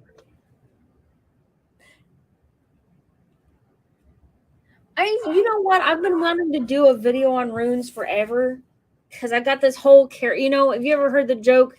I'm going to give you a carrot reading. Say, don't you mean a tarot reading? A carrot reading. Somebody drops a bunch of carrots, and I wanted to carve runes in some of them and augur them in some of them, and do one that's just on all the ancient alphabets, like the ancient stone reading kind of things. Mm-hmm. Either that or reading your lunch. I don't know. I haven't figured out the twist I'm going to take that joke with, but. Okay, so I am the type of person that all of my cards have to be the same way, and I do not read reverse. You don't read reverse? No. Okay, well then this deck's going to be a pain in the ass. So I'm going to do a quick shuffle and a 1-card pull. And we'll see where it goes, and so that I can say that I participated. Okay. Tell you what, you can read for my success. All right. Good idea. Oh, okay. So, this is from your extras. Interesting. So this is the beautiful chaos. Yes, like everything all at once. Everything everywhere all at once. And this is kind of how you've been lately, right? You're like a little bit of everywhere. Yeah. you got a little bit of you here, and just moving forward with it. I love it, that everything, like if you see the hearts, you see the flowers, which is the roses, you see the pinnacles in there, you see the eyes, everything is in there. So full, I would call this full completion. Like things come together because I focus right there on the center. And I feel like it pulls everything in. Right. It does kind of look like some sort of crazy Mandela. Yeah. I love it though. This has definitely been. Let me put the camera back. Oh, the tripod's in the way. What a night for my acne to act up. Okay. Yeah, like a kaleidoscope. Absolutely. Very much like a kaleidoscope. Mm. And it kind of is like, wow, that hair, man. Woo! Like, I'm all about the witch aesthetic, but I feel like definitely look like I might be accused.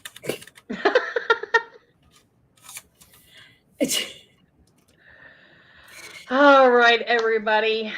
So you can get this amazing deck at Dottie the Psychic.com. I do not do it nearly as wonderful as you do. But I stole it from a commercial. That little that. Do you remember the GoDaddy commercial? Yeah. If you listen, GoDaddy.com. I'm like, really? I know my hair, it's growing so long, and it's also growing upward and outward and everywhere. It's just like you. Personality everywhere. Oh. All right, everybody. Thank you so much for joining us. Greatly appreciate it. I hope that you have enjoyed your time with us. And we will see you out there in the community within the next 2 months. Yeah, because we got Pride's coming up, folks. Central West Virginia Pagan Pride, August 19th, and Metro Valley Pagan Pride, September 16th. Where we are so close. Our deadlines are here. Yeah, they're vastly approaching. Like we actually have we've cut off the entertainment and classes because honestly we're full. Good. We're full for entertainment and we are nearly full for classes. We may be able to sneak one in, maybe because there may be a cancellation. There's one person that we don't know if they're going to be able to show or not, but they got first dibs. If not, then we'll have literally one space for a class. Hey, I understand that happens in the community. You never know what's going to happen on the day of. Right. And we're going to be running out of space for merchants real quick, too. We are already up over 20 or so. Wonderful. Yeah. Especially because it's it's not really a first event. Here's the thing. This is a baby event. Not a baby event. This is a spin-off event from Colin's Charleston area Pagan Pride.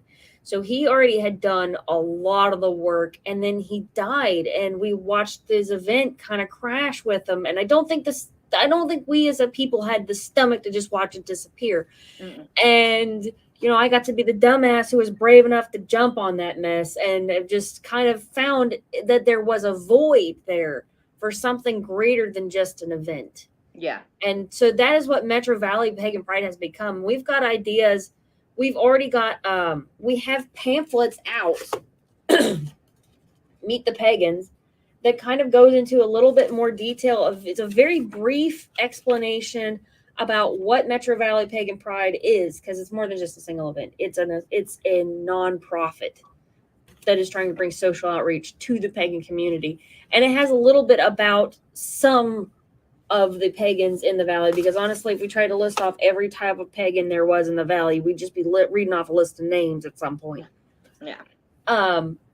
But a lot of the basic stuff the things that kind of open the door for people. And a lot of the classes we want to hold, some of them, like we've got a suicide prevention class.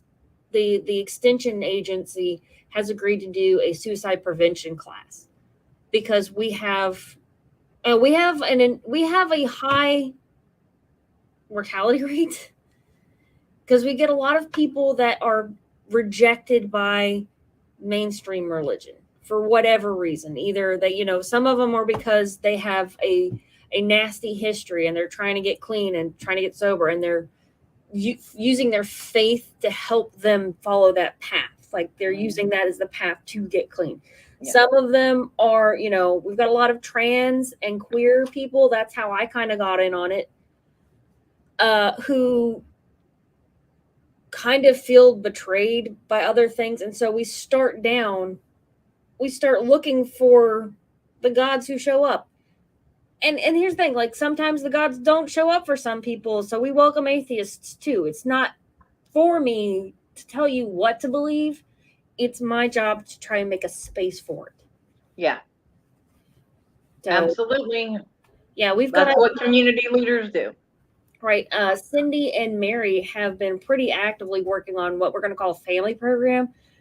Rather than doing like just kids programming, we're going to try and do, they're going to try and work out. So eventually, if we can get the funding and whatnot, we're doing a lot of fundraising. So if we can get to a point where we can afford to do this, we have dreams of doing a family-based pagan camp. So, a lot of us remember going to 4-H and things like that, but this is going to be like the whole family, where we have activities and things for the whole family, and those are going to be pagan-based. One of the pet projects that I very much want to tackle, Robin and I had actually we've already reached out to hospice to try and get the training that we would need so that we can start, directing people on how to do it. But getting a hold of people is a nightmare. Like I'm already trying to network just to get Dottie the Psychic off the ground. So it's nothing for me to just kind of also try to sneak in Metro Valley Pagan Pride. But getting a hold of hospice to start a program so that, because there are Christian chaplains in every hospital and in hospice, but it's rare to find a pagan chaplain, somebody who would know, what a heathen would want to hear on their deathbed. Like, and especially in that final hour, especially for a lot of us that are first generations, our family may not believe what we believe, and they, especially in that dark hour, be scared for us and try to shove their religion in the last minute, which is not something you want to deal with while you're dying, while you're trying to make that transition as peacefully as possible. Yeah. And also, there's just things like that. And that's the void that Metro Valley Pagan Pride is trying to fill. Absolutely. It's a lot. I know, but baby steps in the growth of what is so important to the community. Right. And it's not like right now I'm like a figurehead, but honestly, I have every intentions of I'm not going to be the president of this thing forever. One of the things that we had already agreed on, the whole council and us had agreed on, was to try and make this thing resilient. One of the things that we want to do at Pagan Pride, at our event this year, is induct council members, so that we can start to build an actual functioning pagan council in West Virginia. So, and we want to keep people coming in, continually bringing people in who are doing something for the community. People who are a part of the community and will speak for the community. Eventually, we'd like to do grant writing. Like, we're building a website. Cindy is building a website so that we can start grant writing so that we can pay people to do the stuff that needs to be done, like the constant level of paperwork checking and things like that. So if we can get like one paid position, it's not going to be me. It's going to be somebody who can actually keep up with the goddamn paperwork. Carol, I know. But yeah, so that is what pagan pride means to me. What does it mean to you? To me, it has always been about bringing members of the community together to be a big family. Because for me, I've never felt like my biological family was my true family. And whenever I started back in 2012 having small gatherings here and there to be handed over Morgantown, that was like, okay, time to establish your family. And to me, it has always been about the pagan community being my family and the members of my family. So that's where it is for me. I want to see us grow. I want to see more people come together and show up for the events. If we are having them, show up, explore, mingle, communicate with other people, because you don't know what someone can teach you until you start talking. And here's the thing, like, family doesn't just mean pagan. Like, a lot of us have family that's Christian and whatnot. The thing is that it's the open mind mentality that is more important than what you actually do. What you believe is between you and your God. Honestly, I have a particular love for the absurd. So that is an atheistic perspective, and it's not my perspective. I just appreciate it, Yeah. So very much open. We're gonna try and have like a class on satanic atheism. If my buddy can be there. He had a lot of life happen, so I don't know if he says he's going to be there. He's going to try and be there. Honestly, I wouldn't blame him if he never came back to West Virginia again. Well, I did try last year to get someone from the Satanic Temple to come to Central, and I got no response.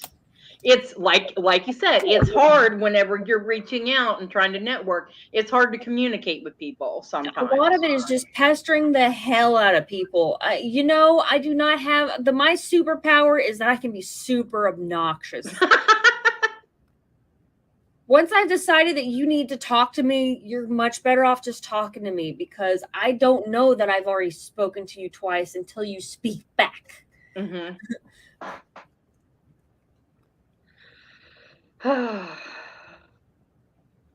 Well, I have enjoyed my time tonight, and I look forward to seeing everybody out in the community very soon. So go get your deck and then leave an amazing review and tell her what you think. Thank you, guys. And thank you for having me on and doing this deck review. It's been kind of amazing. It's a lot of fun.